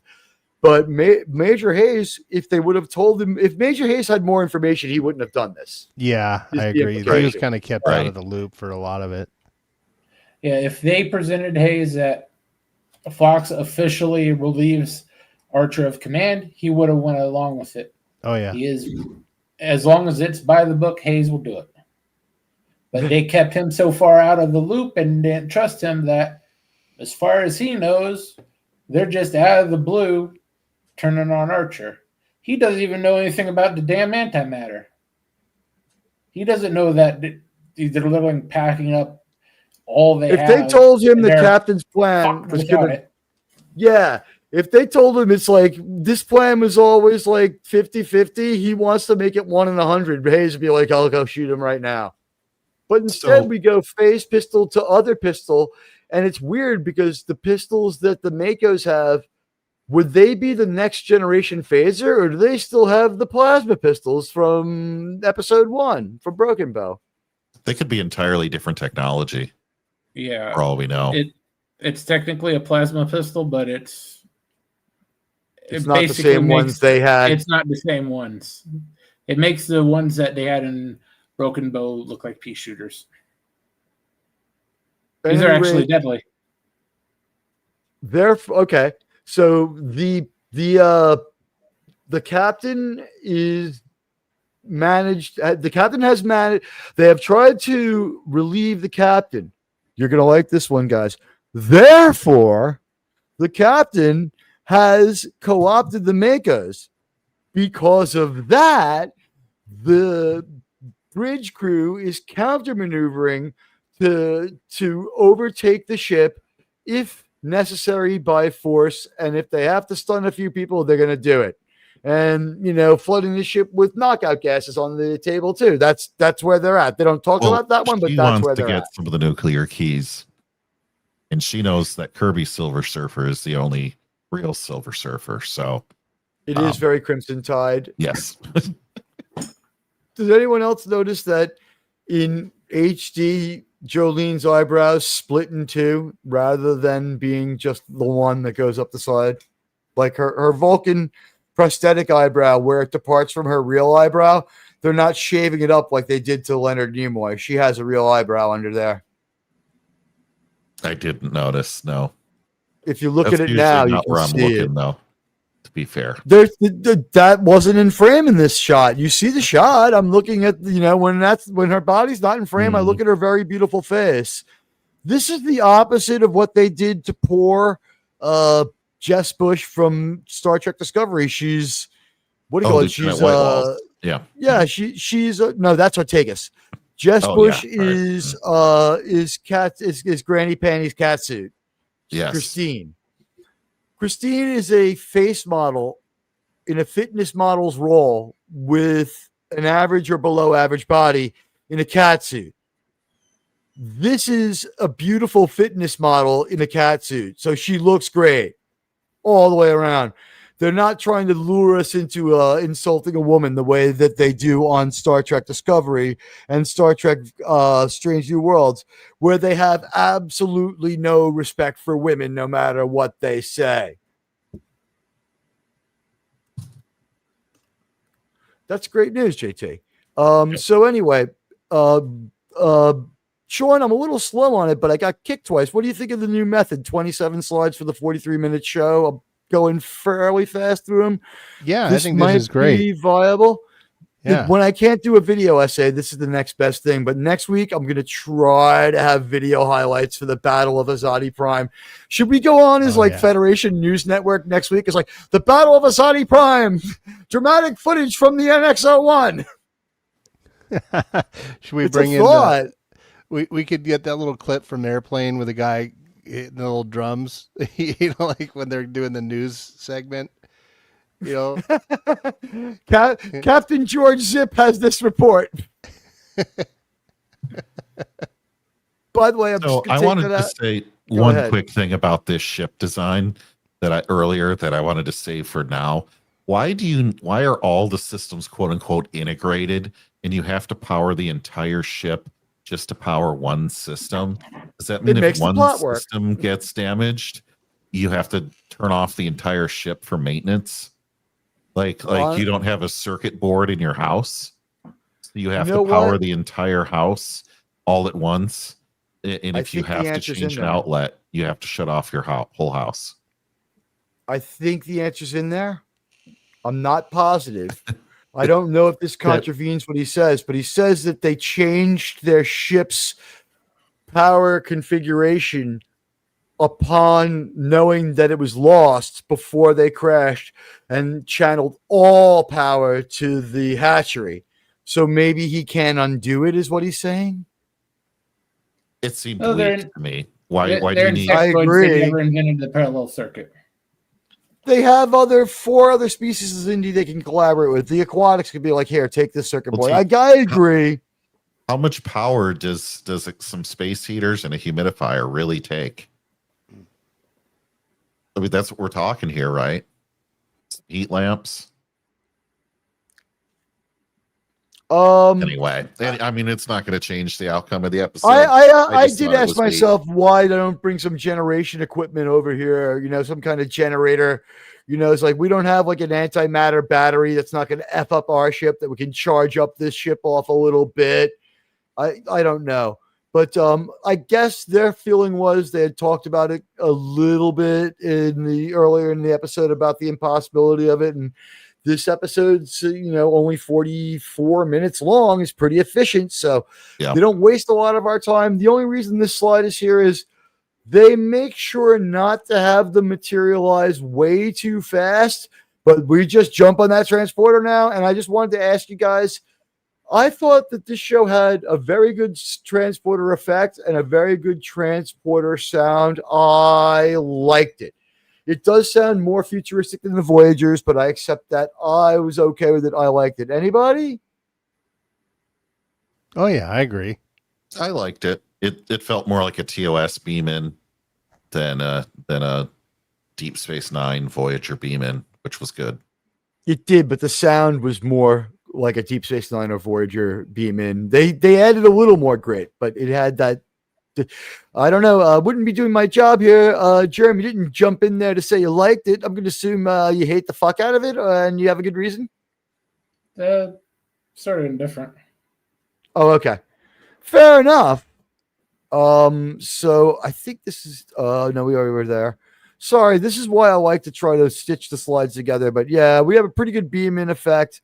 Let me grab the next one as we're almost done with the video presentation. The visual presentation. And at that point, well, we will also give our grades as you guys vote. And I'm wondering how the chat vote is going. If anyone wants to take a look at that for me while I fish up the next slide, I'd be interested in knowing how it's going. We have 8 votes. Currently, it looks like 1 with an A. Almost 3/4 with a B, and then 1 with a C. Nobody hates it. It's a good episode, honestly. I like this one a lot. I don't know how surprising my grade will be, but maybe it'll be surprising. This is a great set. Okay, this is the same old. We've seen this one before. The standard. I'm not crazy. You're crazy. You can't fire me. I already fired you. But we've gotten down to the brass tacks. It's shut up, Captain. This isn't going down the way you wanted it to. We're not compromising our own ship. And you're going to come back and you're going to take a little nap before we think about what's going to happen next. And by the way, we're a little frustrated. Shut up and go back to the ship. And he's like, snapping his fingers and trying to have the Makos do his thing. I forget how far it gets. Back on the ship, it's getting worse. But down on the Xindi ship, they tell Archer, no way, forget it. We're not going to do it. And Mr. Reed, you don't think the way he's positioned behind Mr. Reed here is in something of a power position? Kurtzman would have taken it a little further, but I don't know. Just a little suggestive of how their relationship is. Whenever two people are exactly the same, have a physically combative relationship, and they're both men, I'm like, why are they flirty fighting? I think New Trek has probably rotten your brain in certain aspects. Yeah. It's 250% possible that you're correct. Yeah, they would have made out in the modern Star Trek. Yeah, they would have, but a woman would have had in to the explain to decon them chamber. They like meet me in the decon chamber. it would have been them on either side of T'Pol, and after a few minutes of silence, like awkward silence, T'Pol would have been like, "I understand you are what Earthmen call gay. I will allow you to indulge." And she would have stepped away and like just turned towards the wall, and they would have like locked eyes and started making out because a woman would have had to figure it out for them. They wouldn't have known on their own. That's the only thing of New Trek that's different. Hey, Tetrock, what's going on? I had to go to lurker mode for a long time. Uncloaking too late to make relevant comments, though. I heard airplane reference. That trip's really going to hit the fan. Tetrock, I'm glad you're hanging out with us. It was still great to have you here. And by the way, we're doing great on likes tonight, guys. I appreciate it. We busted 30. That is always great. Can we get to 50? I want to go as high as we can, but honestly, it's the questions after the show that are really going to power this, and me remembering to chapter it tomorrow so we know when one episode ends and the other one begins will be enough of a cue for the people who like to shuttle through it, because the watch time on the rewatches is very close to the watch time live. So we want to get more of that. We love that people are watching it. It has a life of its own. If you're coming through later, thank you. And welcome, Tetrarch. So anyway, there's been a lot of therefores and because ofs in this, Sean. Isn't that great when we got Star Trek? Oh yeah. Yeah. You know what? We have been hailed by the Bajoran ship. They have a Federation officer in high standing. He holds high rank in the Federation, and we're glad to have him with us. Let's beam him right to our bridge. It is welcome, Mark D with a C. Hello, sir. Hey, come on. I'm on a shuttlecraft. I don't want my atoms scrambled everywhere. Come on. Good to see everyone. Hey, Mark. Welcome aboard. I was lurking while I was doing some work in my engine room / basement, doing some 3D printing and modeling. Which you wouldn't be printing another one of those dangerous doomsday machines, are you? Oh, I've got a lot of those in the basement. Yep. I might be in the market for one soon, honestly. All right. I need one to match my constellation. I'll be one of the few people in the world to have both, but you know what? We're going to rant a little about New Trek at the end of this episode. So even though Sean thinks he probably will bail at the end of the episode review, I don't know. Like once we start ranting, he might get angry and have to vent too. We'll see. No, I'll tell you what. After that, I'll give you my a quick. You go first on it. Yeah. Yeah. You deserve the therapy too. You've been through hell. There's only 2 more slides left, and we pretty much finished this episode. And we'll let Mark give his thoughts on that one. Well, after you give your New Trek thought, we'll double back, I guess. We don't want to the last thing I want to do is torture my crew. God knows they have to go through enough when they read my messages in the private chat about my blatant and flagrant insanity. They didn't sign up to serve a sane captain, folks. This is not any kind of sane captain or admiral. Maybe this isn't the right episode to review for you to mention that. Yeah, right. Next week the show will be back, and Sean will be the host, or Mark. Here we go. T'Pol is in yet another uniform. She's been in the maroon, the purple, and now the blue. And man, I like the blue. Thin. Me too. My favorite is the silvery white Wilma Deering, but I do like the blue. The silvery white, like New England Patriots, Wilma Deering style one is my favorite. And Admiral, you've been on this relationship that you think exists between Lieutenant Reed and Major Hayes. I'm not seeing it until now. I see Major Hayes' uniform. It's been spooched on. We might have to swab that and bring it down to the. And I wish I born yet. Come on. I was remiss, guys. I do apologize. I'll try to post it on YouTube. I should have made a slide of the alien autopsy. It was a really cool piece of stagecraft, and I apologize to you Star Trek fans, and I apologize to the people who created that amazing prop. I wish I could find the vivisected Xindi insectoid. It was cool as hell. This is the aftermath of Archer being restored to sanity.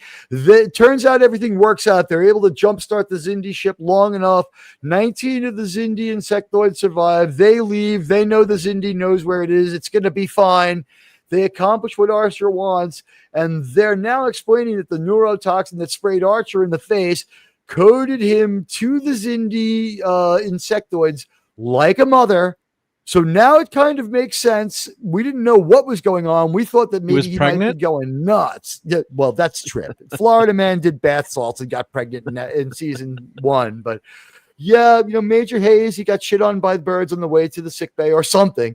But once he looks at the proof, he's unequivocally on their side, proving it's time to trust the Makos. And I guess this might be a character moment for the command crew that now he's sort of one of them. If they try to if there's another mutiny, he's in the cool kids table. Am I right? I think so. Yeah. And that's more or less. He also would agree that Kirby Silver Surfer is the only true Silver Surfer. I think he would finally agree. He would definitely actually agree to that.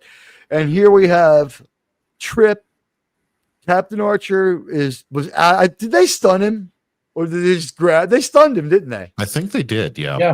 And we broke the rules. JT, you've been paying attention, and so is Sean. What happened? We went with Amber so many times for stun and kill that we've killed a few people with Amber. So when we stun Archer this time, it's red. I didn't honestly pay that much attention to it. We stun a couple of people in this episode, and it's red. Teak, any discrepancy between Amber and red from the actual Starfleet phase pistols? That's just editing mistake. They're all supposed to be reddish orange. No, okay. It's all supposed to be reddish orange. Stun or kill, no matter what. Thank you. And by the way, the ship's main phasers are always red, which I guess that's what they're saying is their tell. So Archer is like, man, I can't believe I screwed all that up. Well, Captain's place is on the bridge, and Trip's got a few things to say about that. And before I go, I would just ask everyone here, and we'll start with our guest, Mark D with a C. Trip tells Archer, no, you're going to stay in your cabin for like 6 or 7 more hours before you give any orders that anyone's going to listen to. And Archer, he hesitates, but he does not protest verbally, and he just goes back to sleep, dreaming of water polo and Porthos. What can I tell you? What did you think of the fact that Trip pulled this? Starfleet's an exploratory organization, right? They had no right to give this order. That's what the New Trek people will tell you. Oh, I mean, it's just it shows you Trip. I mean, it's been a while since I watched this episode, but I remember it pretty well. But yeah, I mean, you want somebody you can count on to do that without, it's kind of like McCoy giving Kirk advice and Kirk not wanting to take it, but then begrudgingly says, "Yeah, you're right, Bones." So I think that's what they're going for here. And Archer, I mean, the whole set premise is weird, but an interesting sci-fi concept where you've got he gets sprayed and he basically becomes a mom to these insectoid eggs, which is would it really make him do all these crazy things? I guess so. In this, when it's following, the rules that they set up in this episode. But I did like the conflict there. So this is more of that conflict. It was a mutiny, not a mutiny. I consider it a mutiny, but but then you find out a benign mutiny, I guess. I guess it's a lawful. It was a rightful change in command, is the way to put it. Maybe. Yeah. It's mutiny, but it's a legal mutiny. Mutiny it's not. And you can lodge your protest when we get to the next starbase, as Spock said in the Doomsday Machine, right? Yeah. You know what? In everybody's logs match up. Archer decides that they were right. They think that they're right, obviously, or they wouldn't have done it. And I would just say here, Archer knows that Trip carries the membership, as we say in another episode of Star Trek here. He knows that everybody's behind this move. So Trek lore here, Star Trek uses military protocol. Therefore, Trip declines to cede command until Archer is mentally fit. Verdict, This is a great character moment for both of the characters, in my opinion. The military command structure and professionalism prevent needless conflict. That is what Star Trek is supposed to be. That's why we make it, so that we can show people exploring, but not being an anarchistic, individualistic, insubordinate, back-talking bunch of losers. And they are not a military, but everything they do is done according to military protocol. So I thought that this was an excellent character moment. And that's it. We've reached the end of our episode. Well, you didn't see the deleted scene where Archer goes and cries for a half hour. They added that with the Star Trek Discovery version. Yeah, the special version. What happens is after Trip leaves, he pulls out a picture of Malcolm and looks at it and then walks away. And we go back into the cabin, and Archer pulls out a picture of Trip. So there's a love triangle and a conflict. And then Archer cries, and we hear him narrating a log as he walks around the ship, crying to himself. And then he hallucinates and sees Sim, who isn't Trip, and he imagines that they have sex. That would be the new Trek way of doing it. They would have it both ways. They would find a way to have it both ways. And then he would build a suit to fly somewhere where that he could find Trip and Sim and bring him back to our dimension forever so they could live together. After a woman told him that's what he wanted. And then he would go raise insectoid eggs as his own kids too, right? Don't forget that. Yeah. After they make an omelet. Yeah. All right, so we've gotten to the end of the story hatchery, and we've really examined it in depth. There's no uploads to be made from these reviews. I think it's going to be strict Trek video uploads from now on, because like we've reached a pretty streamlined format. Sean, do you want to give your thoughts on this, give your grade, and then blow up on Strange New Worlds? Do we want to do this and then have you give your grade last and blow up on Strange New Worlds to do the segue? How much you got left in the tank? You got 6 or 7 minutes? I got enough. I'll give my grade real quick on this one, though. I give this. You can go first. Sure. I'll give it an 85. It's a good B. There's a couple little plot holes in it, but I do like the way they handled with relieving Archer, because it's the first time they've had to deal with a situation like that. And the reason I don't think it's mutiny at all is because if this went up before a general board of inquiry and they presented all the facts, they would have said the crew acted responsibly in relieving him. So for a mutiny to be a mutiny, someone has to find that the captain was within his rights to do what he did or order what he ordered. It's forced medical leave. Yeah. Yeah. Given all of the stuff that happened, they would have sided with the crew. So no mutiny. The fact that Captain sides with the crew after the fact pretty much clears them. He's like, oh, I'm in my right mind now. And they were correct. And after he does. Yeah. So even that's another proof, but I give it a B. Really cool sci-fi concept. And now that, we're rewatching this Xindi arc, there really is a lot more episodes. There are a lot more episodes in this arc that are really pretty good sci-fi. I remember coming into it thinking, oh, this whole thing is just a drama. But then looking back at it, there's a lot of good sci-fi in these episodes. And this was a pretty good one. Had some holes, but not one of the best Treks ever, but they did a good job. It was a new concept, like Mark was saying, some good sci-fi stuff, and I like it. So there's my review. Thank you, Sean. All right. And what was your number? It was a B, but what was your number? Oh, 85. I know you like that. 85. All right. And because I'm writing with a Sharpie, I think I now have black lips because I forgot it was a Sharpie and put it like in my mouth backwards, because like everyone from Queens, we'll do the reveal here. We'll find out if my lips are black. But here I am, like everyone put some from decon Queens, gel on that. Like everyone from Queens. Yeah, exactly. Like everyone from Queens, I only write with a Sharpie, and it's very important for me that people hear it when I write, right? So let's just do like, and I now open Alligator Alcatraz for all. When they've got like such a mic on his pen, it's like, yeah. I think he might practice like writing with a Sharpie just to make it sound as loud as it can. He's got a That trained just- monkey under his desk with 2 pieces of sandpaper on a board, like really just meant to make the sound. All right. All right. So let's keep this brief because Sean's got to go. Let's work through everybody else. Brief thoughts. We've expanded on this all throughout anyway. So Sean gave it a B in 85. JT, you're up bat next. Go ahead. Sure. So this episode really made me watch or think about Alien and just saying, if you had kept your stupid helmet on, this never would have happened. There was a lot of moments where I thought the crew just wasn't as smart or as logical as they should have been, and it would have cut this episode short or taken it into a different direction. But that being said, the way that they elected to move this was still fun, and it was entertaining.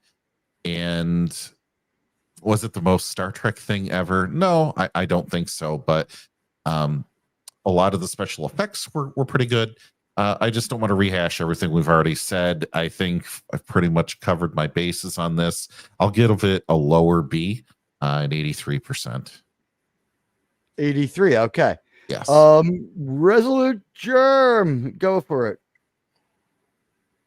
It was an okay episode. I wasn't overly impressed with anything. The story, while fun, isn't unique. Wasn't particularly any problems with the acting, but nothing outstanding either. And there was the logical flaws that JT pointed out. I ended up giving it a 79%. Okay. And so that's a C plus. C plus, yeah. I am also terrible at adding. Next, you know him, you love him. He's our guest tonight, Mark D with a C. You want to take a crack at how your feelings Sure. on Hatchery? Go ahead. Yeah. And Sean, actually, you convinced me. I guess technically it wasn't a mutiny. That was, I got to change my mind on that. I guess, yeah, because you're right. If they'd gone to review their, they would have sided with the crew, especially with Archer being infected with that disease there, or that pheromones. So, but yeah, I give it a solid B too. Yeah, like an 85 as well. I thought I like the crew conflict and the way they handle it in a professional way, like you said. So. It's been probably a year since I did my Enterprise rewatch, and I got to get back to watching this again. Get back to watching Good Trek and avoid Strange Nude Worms. But yeah, it's a solid episode, and that's what. Yeah, you want to have those character interactions because that we can have the great sci-fi, we can have the great ships. But if the characters stink or don't act appropriately like Starfleet officers, it's not something that you can enjoy. So I thought the crew conflicts were played out well. So yeah, there's flaws with it, but it's a B. I give it an 85 too, like Sean. It's a B. Yep. All right. Thank you. And you know what? Now I get to give my grade. I've given most of my thoughts all along. But I'm gonna give you my grade and I'll tell you why. But first we should check what our chat has to say about this, because you know what? The poll's been live for a little while, and you guys have a say in this too. So let me see. My brain is blanking a little bit. Okay. Let's see if I can find that one. The first browser crash of the night. I have it, and I have it popped out, but that part of the browser crashed. Thank you, YouTube. StreamYards got me, and now YouTube got me. It happens. It's kind of a weekly thing. All right. Here's your comments, and let me put them on screen.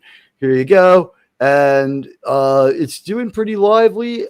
I thank you all for this, and let me just put this on my screen so I can see it. All right. We have 9 votes. 11% give it an A, 78% give it a B, and 11% give it a C. No one thought it was a D or an F. I'm going to end the poll. You know what? I'll leave it live while I talk, and we'll end it in a few minutes. But it looks like most people are trending towards this is a B for most of our audience. It's still not quite scientific. But here's the thing. I thought that whenever we find a super weird new life form that's different and that's why I thought Vox Sola was an A+. I think this one is an A.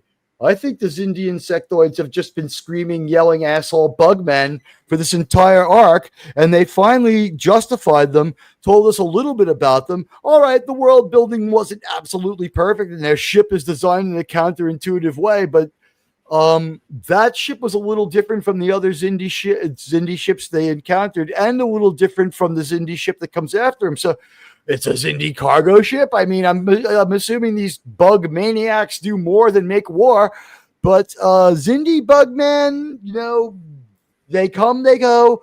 They were really weird looking. Like, I love the vivisection of the Xindi bugman corpse. I loved Phlox's analyzing of it. I love the dead Xindi hatchlings, whatever you want to call them. I loved how weird it was with the way Phlox is holding it, like, and everyone's repulsed by this dead thing, and Archer's like cradling it. I thought it was great sci-fi, and that's why it deserves an A. It's an A. So what's that? Would that be a 90? Right? It's just a regular A, not a minus or a plus. 95. 90 is an A minus. All right, this is 95 then. Yeah. What can I tell you? I thought that this was the reason you watched Star Trek. We had action and adventure to a degree on the final frontier. The plot was intelligent. Once again, we saved some money, but we had some great stage crafting. And like next week, we're going to a little place called Azati Prime. And we're going to have a lot of fun. And there's going to be one of the most intense battles of all of TV Star Trek. And we're going to cover it here. And that's going to be the only episode we do next week.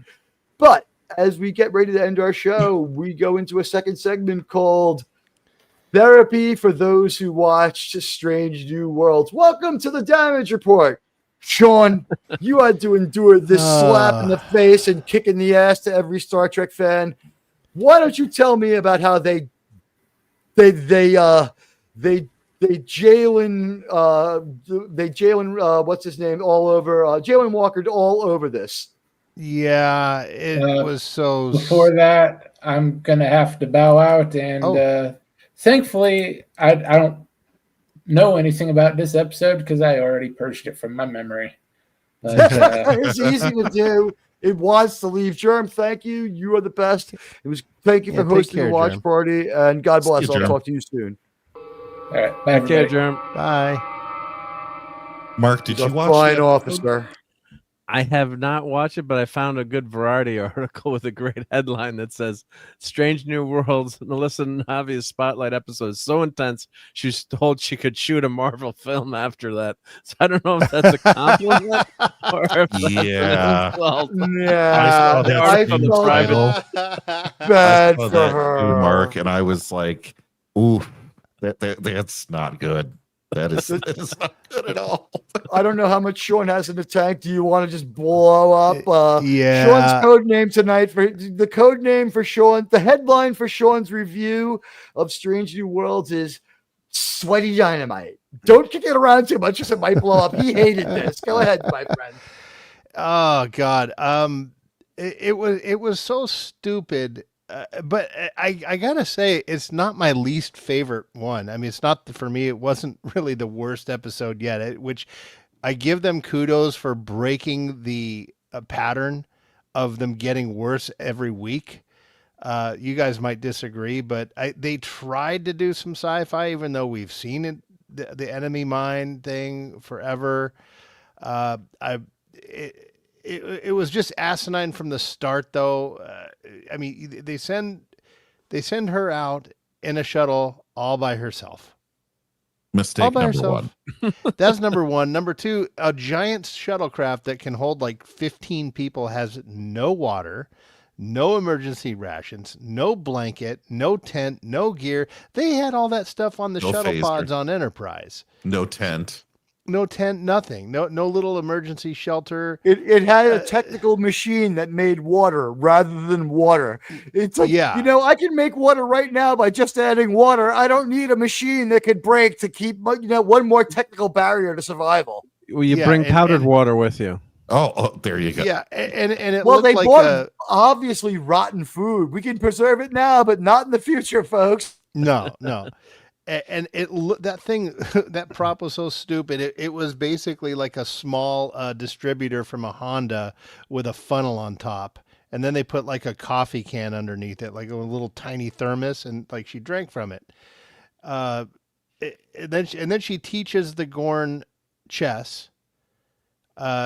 Which why the Gorn didn't just outright kill her, and then at the end we get the friggin' Metrons come in, who has like this non-binary voice. They had the Metrons on. They bring the it wasn't Metrons a real in Metron. there. It was a they themtron. It was a themtron, a Megatron, a Transformer, and yes. It was that was so stupid. But I think if I recall right, they did kind of retcon the whole Gorn thing, didn't they? Like, didn't the Metron tell her no one else is going to remember the Gorn now, or something like that? Something dumb. Something dumb. I will at least give them kudos for trying to like respect the canon, because like they're not supposed to know who the Gorn are. So okay. But then how did the Farragut become damaged? Yeah, I know. I mean, like I said, they gave it a half-assed. The Metron told Ortegas that she would be allowed to remember it. Ensign Whitewall's, Lieutenant Whitewall could remember. But then Connie says something, or someone says something. Oh no, New Hora says mentions the Gorn to her. So I don't know how she was spared. And then we get yet another example of a Starfleet officer fudging a report, putting the whole crew at risk, plus 4,000 colonists who need a vaccine. Yeah. God, have we not seen that plot device before? Where Pike says, "Oh, I knew you fudged the numbers, but I was going to approve the mission anyway and put 4,000 people at risk for one idiot." So, Mark, the way that they try to put tension into this episode is that they're exploring this wormhole, and Lieutenant Whitewall's shuttle gets sucked into the wormhole, and she crash lands on this asteroid with a Gorn that also crash landed. So enemy mine and Starbuck returns combined. Yes. Yeah. Yep. And so then on the other side, back on the Enterprise, they have a vaccine that will cure this ailment for 4,000 colonists or something like that, but they only have a few hours to wait. Real quick, one of the components of getting the concoction to the people is you have to lie to get them to take it. In this case, they're not lying to the people. The New Hura lies and fudges the percentages of success when they fly into like what would be like a closing Dyson sphere kind of aperture where the ship's like in danger. She's like changes it from like a 16% survival rate to a 61% for it to work. No, dude, lying is the way to go in New Trek. You are an idiot if you don't lie in that world. Not to take the thing that'll make you feel better, but in order for them to stay longer, she has to lie to the captain and the whole crew by fudging the numbers. They'll stay and go and try to rescue one person that went through the wormhole instead of going to this other planet to heal thousands of people. So we'll put those thousands plus everyone on the ship at risk by lying about the chance of success. And then Pike says at the end, "Oh yeah, I knew you lied to me, but we went ahead and did it anyway." Like, what the hell is that all about? But really quick, where were these writers on the concept of lying with concoctions and medicine 4 or 5 years ago? Well, I see fucking what you're hypocrites. there, but yeah, that was my point with that. So so they're tying a little bit of the Galileo 7 into this too, right? That's the other part I forgot. At the end, guess what she does to let the Enterprise know she's there? She lights a plasma flare. burst? She lights a flare up like Spock did, like lighting a flare to burn the entire atmosphere up. That was good. She's able to breathe. Sean. What's that? That was a very good impersonation. Oh, of Scotty. That was well done.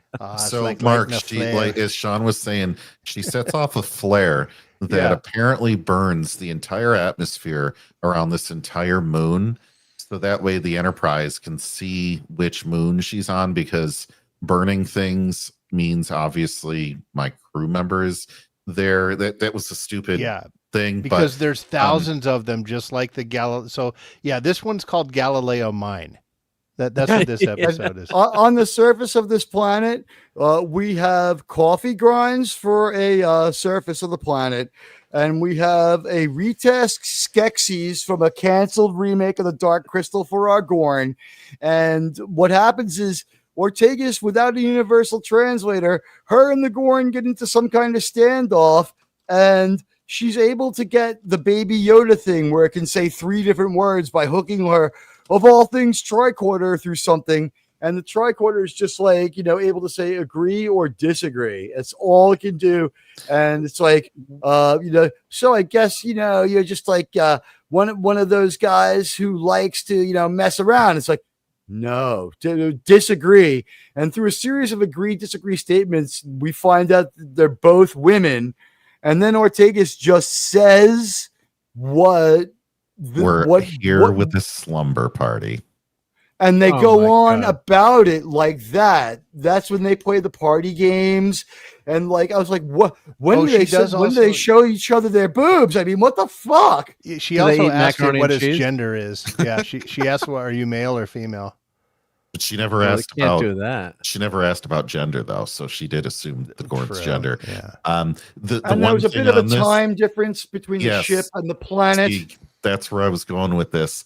While New Hura only has 4 hours to make up fake stats and then lie about them, Lieutenant Whitewalls and the Gorn go to sleep like 3 times. They are so secure in their survival that they have time to teach each other games like chess. I'm sitting here just thinking to myself, you are crash landed and you are so unconcerned and so unbusy that you're just going to sit there and play chess with each other instead of trying to find food and shelter, or like devise a way to signal the Enterprise we're going to play chess. Why doesn't the Gorn just eat her? I mean, aren't the Gorn like mindless, stupid?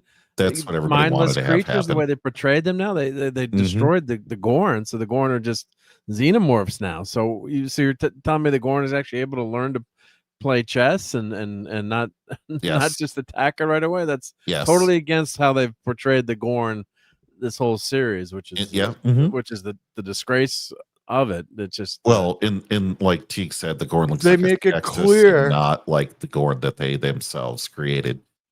It's funny you should use the word they themselves, because really this was they themselvism to the nth degree.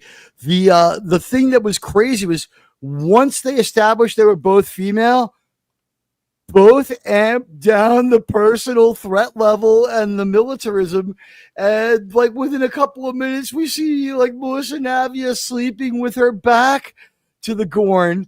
And it's ridiculous. It's like she's sleeping next to this fucking Gorn. And then when they blow up the atmosphere, these show writers are such fucking assholes. They have a shuttle. We know they have the set, but they have the Earth swallow the shuttle to heighten the drama.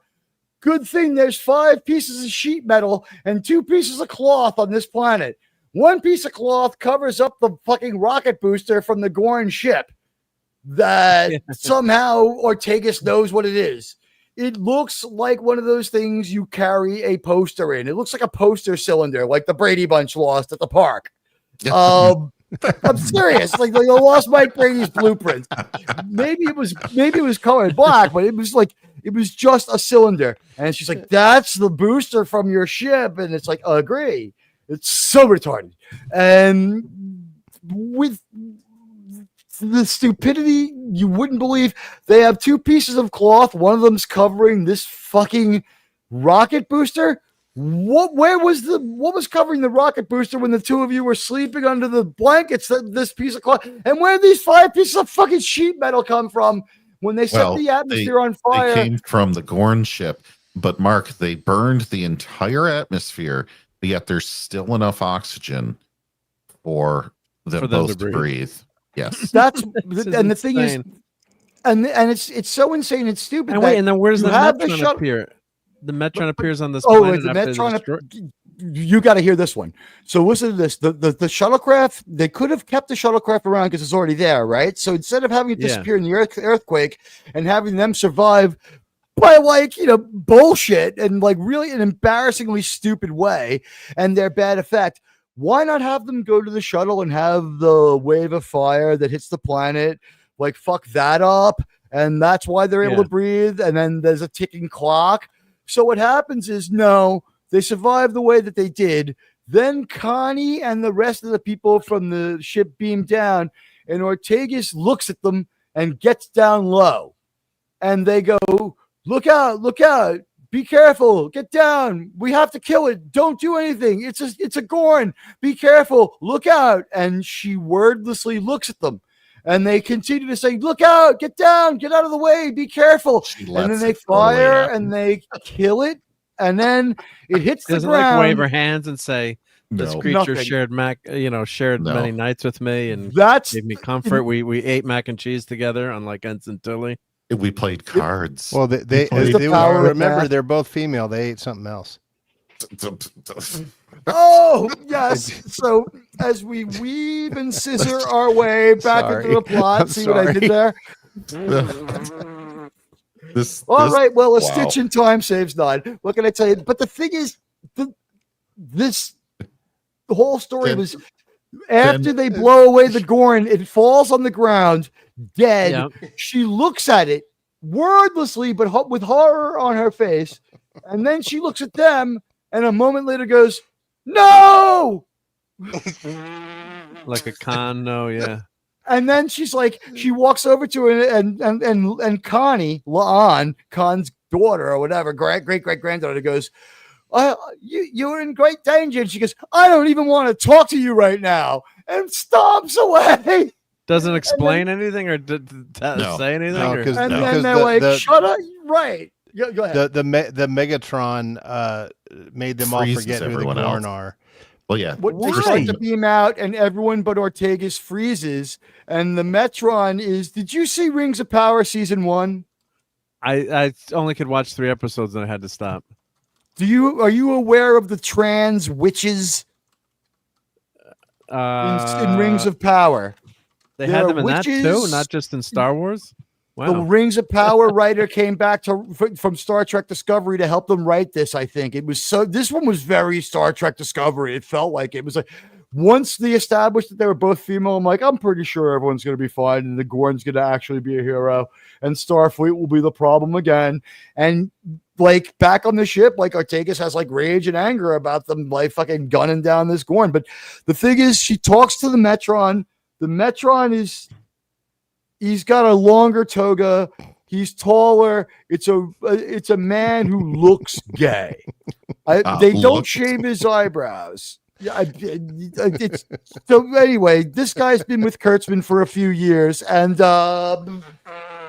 he finally had to give him a paying job because Kurtzman's wife knows that where some of that money's going and why Kurtzman's always going to that strange duplex around the block where one of his actors lives. Mark, the metronome that they have is wearing something that looks like it should be on an Academy Award red carpet. I found a picture on the interwebs. Yeah, and the mannerisms in speech are so distracting. I don't even remember what was said because it was so awful. You should never, as an actor, be that distracting with your delivery that you ruin the scene. And that's exactly what happened here. Metron ruined it. Outside of making just fun of, trying to have some light humor with it, their acting was just so destructive to the scene. I don't think anyone here can remember what the scene was actually about, other than they mentioned the Gorn and you're not ready. And that is just terrible. But how could you have a Metron? I mean, and say you forget everything. I mean, the Metron just, now they live inside of a wormhole. Oh, that was another thing in this episode. They're like, we're trapped in a wormhole. It's like, how did we not see it? Oh, well, it wasn't there, and now it is. It's like, we've never have a reason for anything to happen in this fucking show. But they live inside the wormhole now. It's just a Metron. I saw something about Deep Space Nine, I guess. Metron retcon. That's it. But when the Metron talks, right, there's both a male and a female actor talking at the same time. And it's like the Lord of the Rings, where it's Christopher Lee and Ian McKellen as Gandalf the White. And he's like, I am Metron the White. You're all dumb, but you don't have a penis, so you can remember. And then, like, the episode just ends, and I'm like, the fuck? And like, this was a alien species that I always had a problem with anyway. I always thought, like, man, like this must be like very early in the 5-year mission for Captain Kirk to be like, yeah, perhaps one day when we're ready, we'll be like you. Like a little while down the road, Captain Kirk, they would be like, we are the Metrons. We've pulled you here out of your mission. It's like, you listen to me, mister, or whatever you are. I'm going to be put back on my ship after I kill this damn Gorn. And if you ever mess with us again, you may be more developed than we are, but we're pretty savage, I'll tell you. I mean, I don't think Kirk would have been so charmed with the Metron interfering in his business. Like, I'm going to kill this fucking Gorn and then we'll talk about it. So this was a species I always had a problem with. I didn't have a problem with Kirk not killing the Metron. I had a problem with Kirk not killing the Gorn. I had a problem with Kirk admiring the Metron. He's like, you're just a freak who turned me and the Gorn into reality TV, you piece of shit. What are you, a Cardassian? I'm reading a summary of this episode, and they're saying that the Metron actually set this whole up. So they wanted to study what they would do. Yeah. They said how the hell would we have known that? Yeah, because he said it later. There was no sign before. Yeah, and they knew White Walls was going to be alone.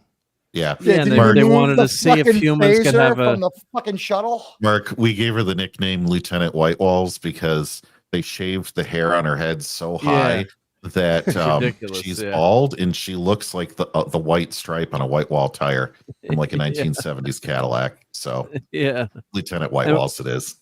And why would they let the other poor Gorn die if the Metron's there watching this as an experiment? Wouldn't they have just stopped Khan from killing the Gorn? But then Ortegas couldn't cry.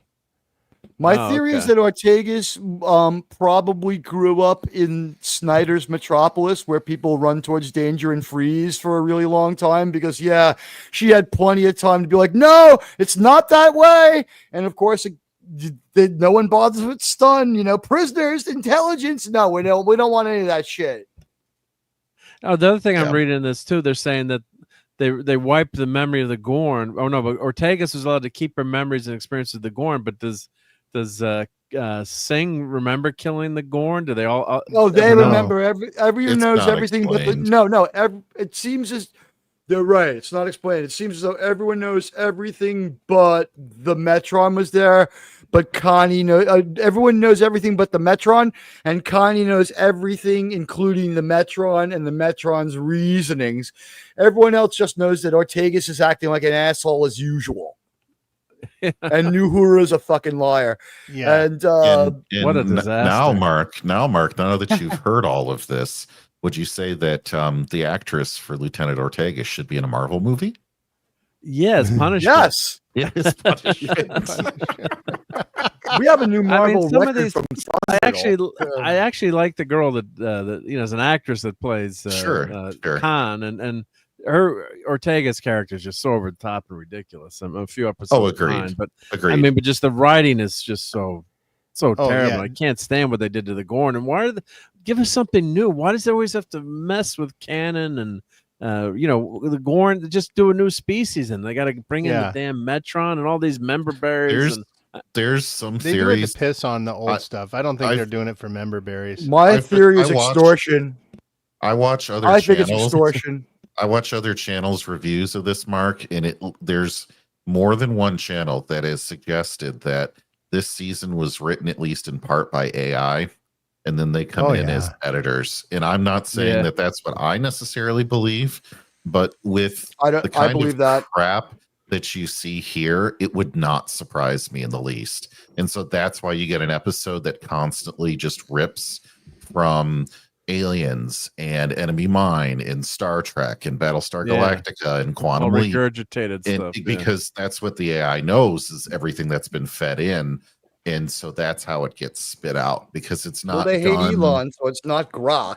It's They true. took a shot at him 2 weeks ago. It's very reminiscent of that last, like, what was that Alien Romulus movie where things were That movie was regurgitated but much not better, in an intelligent way or a purposeful way. It was just there. Get away from her, you bitch. Yeah. We borrowed from That all was the a weak Alien sauce. movies, not just the good ones. Yeah, exactly. Yeah. So when the guy in the ship and Romulus says that, I was laughing. I was like, really? Right. So do we have proof for that? No, but I really do think that there's something like this, a corner that was cut to try to do this because they just don't have people that understand Star Trek in the writer's room. And so Or they say, or tell something new tale, or if you're going to tie in, don't wreck with canon, because the Gorn, clearly, and that's a great comment by Buddy there, the Gorn were never encountered. I mean, now they're trying to say there was a mind wipe, almost like the Star Trek Discovery when they got sent 1,000 years in the future. No one was allowed to talk about the ship or Michael Burnham or what happened. I mean, it's just insanity. They were unpersoned, permanently out of the Starfleet record. Yes. Yeah, you're gone for, so that, and they've always got to do these prequels, where they, it's just give us something new, or give us, if they just went to Strange New Worlds, actually, meet some new aliens, or do, do like Star Trek, that 5-year mission, and give us something different. I'm just so pissed over what they did with the Gorn. I mean, it's just, and then, it kind of, I was thinking about it, wrecks all the fandom, and then you've got, I'm sure there's new Trekkies that love this shit and they're going crazy about how great it is. No. There's the same AI is giving me a hard time, and that's it. On Reddit, I'm not satisfied with the amount of impressions that we get from YouTube, so I'll go on Reddit to draw some people in, and they have a few opinions about me and my orientation and other stuff, as we all will know. But hey, Wes Cagle, thank you for the $5 super sticker. I appreciate it, buddy. Looking forward to getting with you on the Landman panel, and not getting with you the way people on Reddit say that I like to get with other guys. But I think but my favorite, but what I said was, welcome to Star Trek Strange New Worlds, the episodic show that makes so much sense that you can't understand what the hell is going on unless you watch the inaccurate recap. And someone on Reddit goes, this guy's complaint about the show is it makes no sense without the previously on, and leaves out that the previously on is a rewrite of the other episode that has nothing to do with what happened.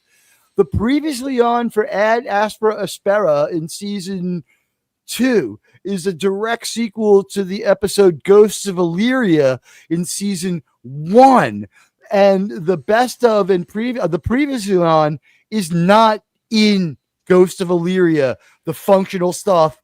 And the stuff that is in Ghosts of Illyria that would make the episode Ad Astra Aspera impossible, they just don't put it in there and hope you forget it. So the show is in contradiction of itself. Well, yeah, we knew she that is an all augment. She is an augment. The Illyrians are humans who got augmented. They're not a separate species. So she is an Illyrian, therefore she is an augment, therefore she is eugenics. And what they say to girl boss black lawyer is, the Anson Mount says to her, but Starfleet knows that she's not augmented, and purposely didn't get the implants. And I'm like, how could Starfleet know that when they only found out that she's a fucking replica, an Illyrian now, because you fucking covered it up and you're not even in trouble for it, you goddamn treasonist. Well, we could be here all night if you want to talk about inconsistency. Yeah, I need to say we're goodnight gonna here. It is the end of the night, show, John. because we've reached the 4-hour mark. Sean, you get to go first. What are you doing this week? Have you been assigned a movie? Well, I'm still working on that little Enterprise model, and I started the Voyager. I started the USS Voyager, which is going to be pretty cool. But we were talking about Star Trek news a little bit. There is the two Voyager things. One is the game we talked about that's coming up that I'm really looking forward to. The other is there is a Star Trek Voyager comic book coming out, and I have a screenshot of one of the covers here. Oh, okay. I hope Neelix I is saw in it. that. Yeah. Yeah. JT didn't like this cover. No, I didn't. Yeah. So there's the cover. Oh well, Or- not that part. It was the other part. I thought Well- She wasn't well drawn. You were right about her legs. They're not that well drawn. But here's the thing: this bad below the artist was waist told is bad. this bad artist was told to make both women look pretty, and they just didn't have Yeah. the skill. The So the I give idea them behind credit. it is very, very encouraging. Ever since the sale, this is what's going on. New Paramount put out that story about Trek United, drowned out this season of Strange New Worlds completely, and canceled everything, and gave Kurtzman a 3-year extension with his canceled show. He's allowed to slowly parcel out the garbage that's already filmed. Yeah. Yay! But and Melissa can't wait for Navia goes Starfleet Academy. Oh, boy. right. Okay. But the- So yeah, Sean, anything else? Oh yeah, there was one other thing I wanted to share. Here, oh yeah, here we go.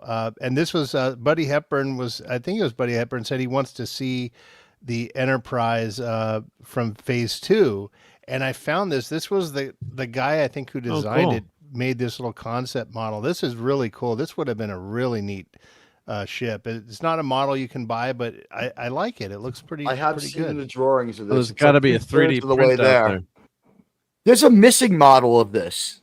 I read an article about like how there's a missing Yeah. model of this, and like 3/4 of it was found like hanging from like a sci-fi store in like Toledo or some shit like that. Yeah, but it's missing a but couple of parts. This is a model. You can see the little thing here, the stand. And Eagle Moss put out a version of this too. It was a concept. I don't know how much it is or if they're available, but I kind of like it. It was like a good in between the motion picture and the show. So- Before you go, I only use it as a member video. The shorter version that I put on X of the reveal of the NX-01 that you gave me, would you like me to send that to you so you could just use it on your channel? You know it's not going to get booted on YouTube, and I'm not going to give you a copyright strike. Do you just want that? Because it's an unboxing, right? You can show your channel members. I'm sorry, your channel community, your subs. You know what I'll do? What happens when someone gets it? On the next video I do, I'll mention it and put a link in there, and I'll put some screenshots of it. Well, the one that's on X isn't on YouTube at all. So I mean, okay, yeah, send it to me. I'll do the some one on X, screenshots you can and- just you can have it. Okay. You can just broadcast it and it's yours. You could cut it up, you can edit it, you could put it on wholesale, you can make it a member video, whatever you want. It's yours to keep. It's a gift to you. Okay. And thanks for this wonderful gift to me. And I'm looking now. My mighty starships. The M5 is great. I am great. Okay, I tell you, I appreciate it. Thank you, Sean. I know you got to go, so I'll let you beam off.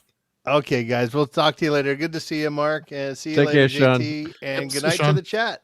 See you guys. Sean, it was great to see you. I'm glad that your night of doing the work of the Lord is over, and that Pete Texas is well pizzaed up. Bye, buddy. Yeah, they are. See ya.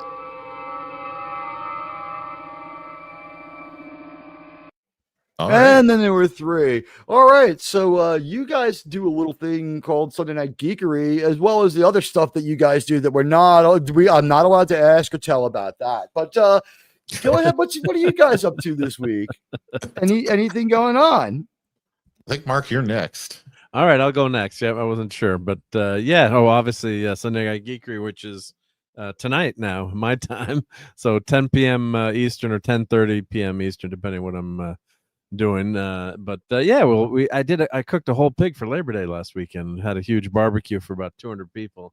So we'll be doing a lot of foodery, as we call it, on the Geekery.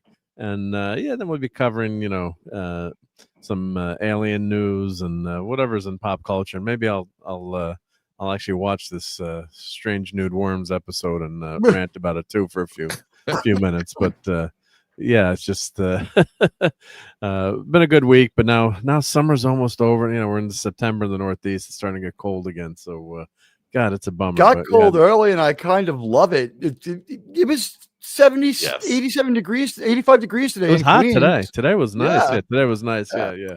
Oh, It's it always was sad to say 65 goodbye to here. summer. It was Yeah, 65 here, so it's coming. The cold weather's coming to you guys.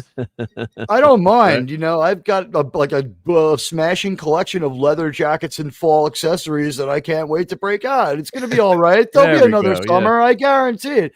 You know what Yeah. I want, Mark, to see? I want the panel show where just like you, me, and maybe some expert that we can come up with, just have our discussion where we fucking will watch and then review Moonrise Kingdom, because we have a special connection in that movie. That's for sure. Oh yeah, that'd be fun. Yeah. I was at For those Yagu this summer too. Again, yep, Camp Yagu. That's the Wes Anderson, very quirky director. Some people love him. I think he's fantastic, but you know, that's Bruce you know, Willis's situation only Bruce makes Willis- that movie more heartbreaking now too. It's hard. Unfortunately, This movie has everything, including a heartwarming ending where you're just like, I teared up a couple of times in Moonrise Kingdom. It's really good. No, it's a great movie, and of course, it's set at that scout reservation. Well, they never call it Camp Yagu, but it's used. Well, as they're a not the filming- Boy Scouts filming either. They're the location. khaki scouts. Yeah. They can't for but- trademark purposes. Yeah, they can't. There's the deal. Here's the deal, guys. Across Long Island Sound from Long Island is this place that we thought didn't exist. It's called Rhode Island. I thought it only existed in a Family Guy, but it is a real place. It's like, this camp is a summer camp it's a Boy Scout summer camp.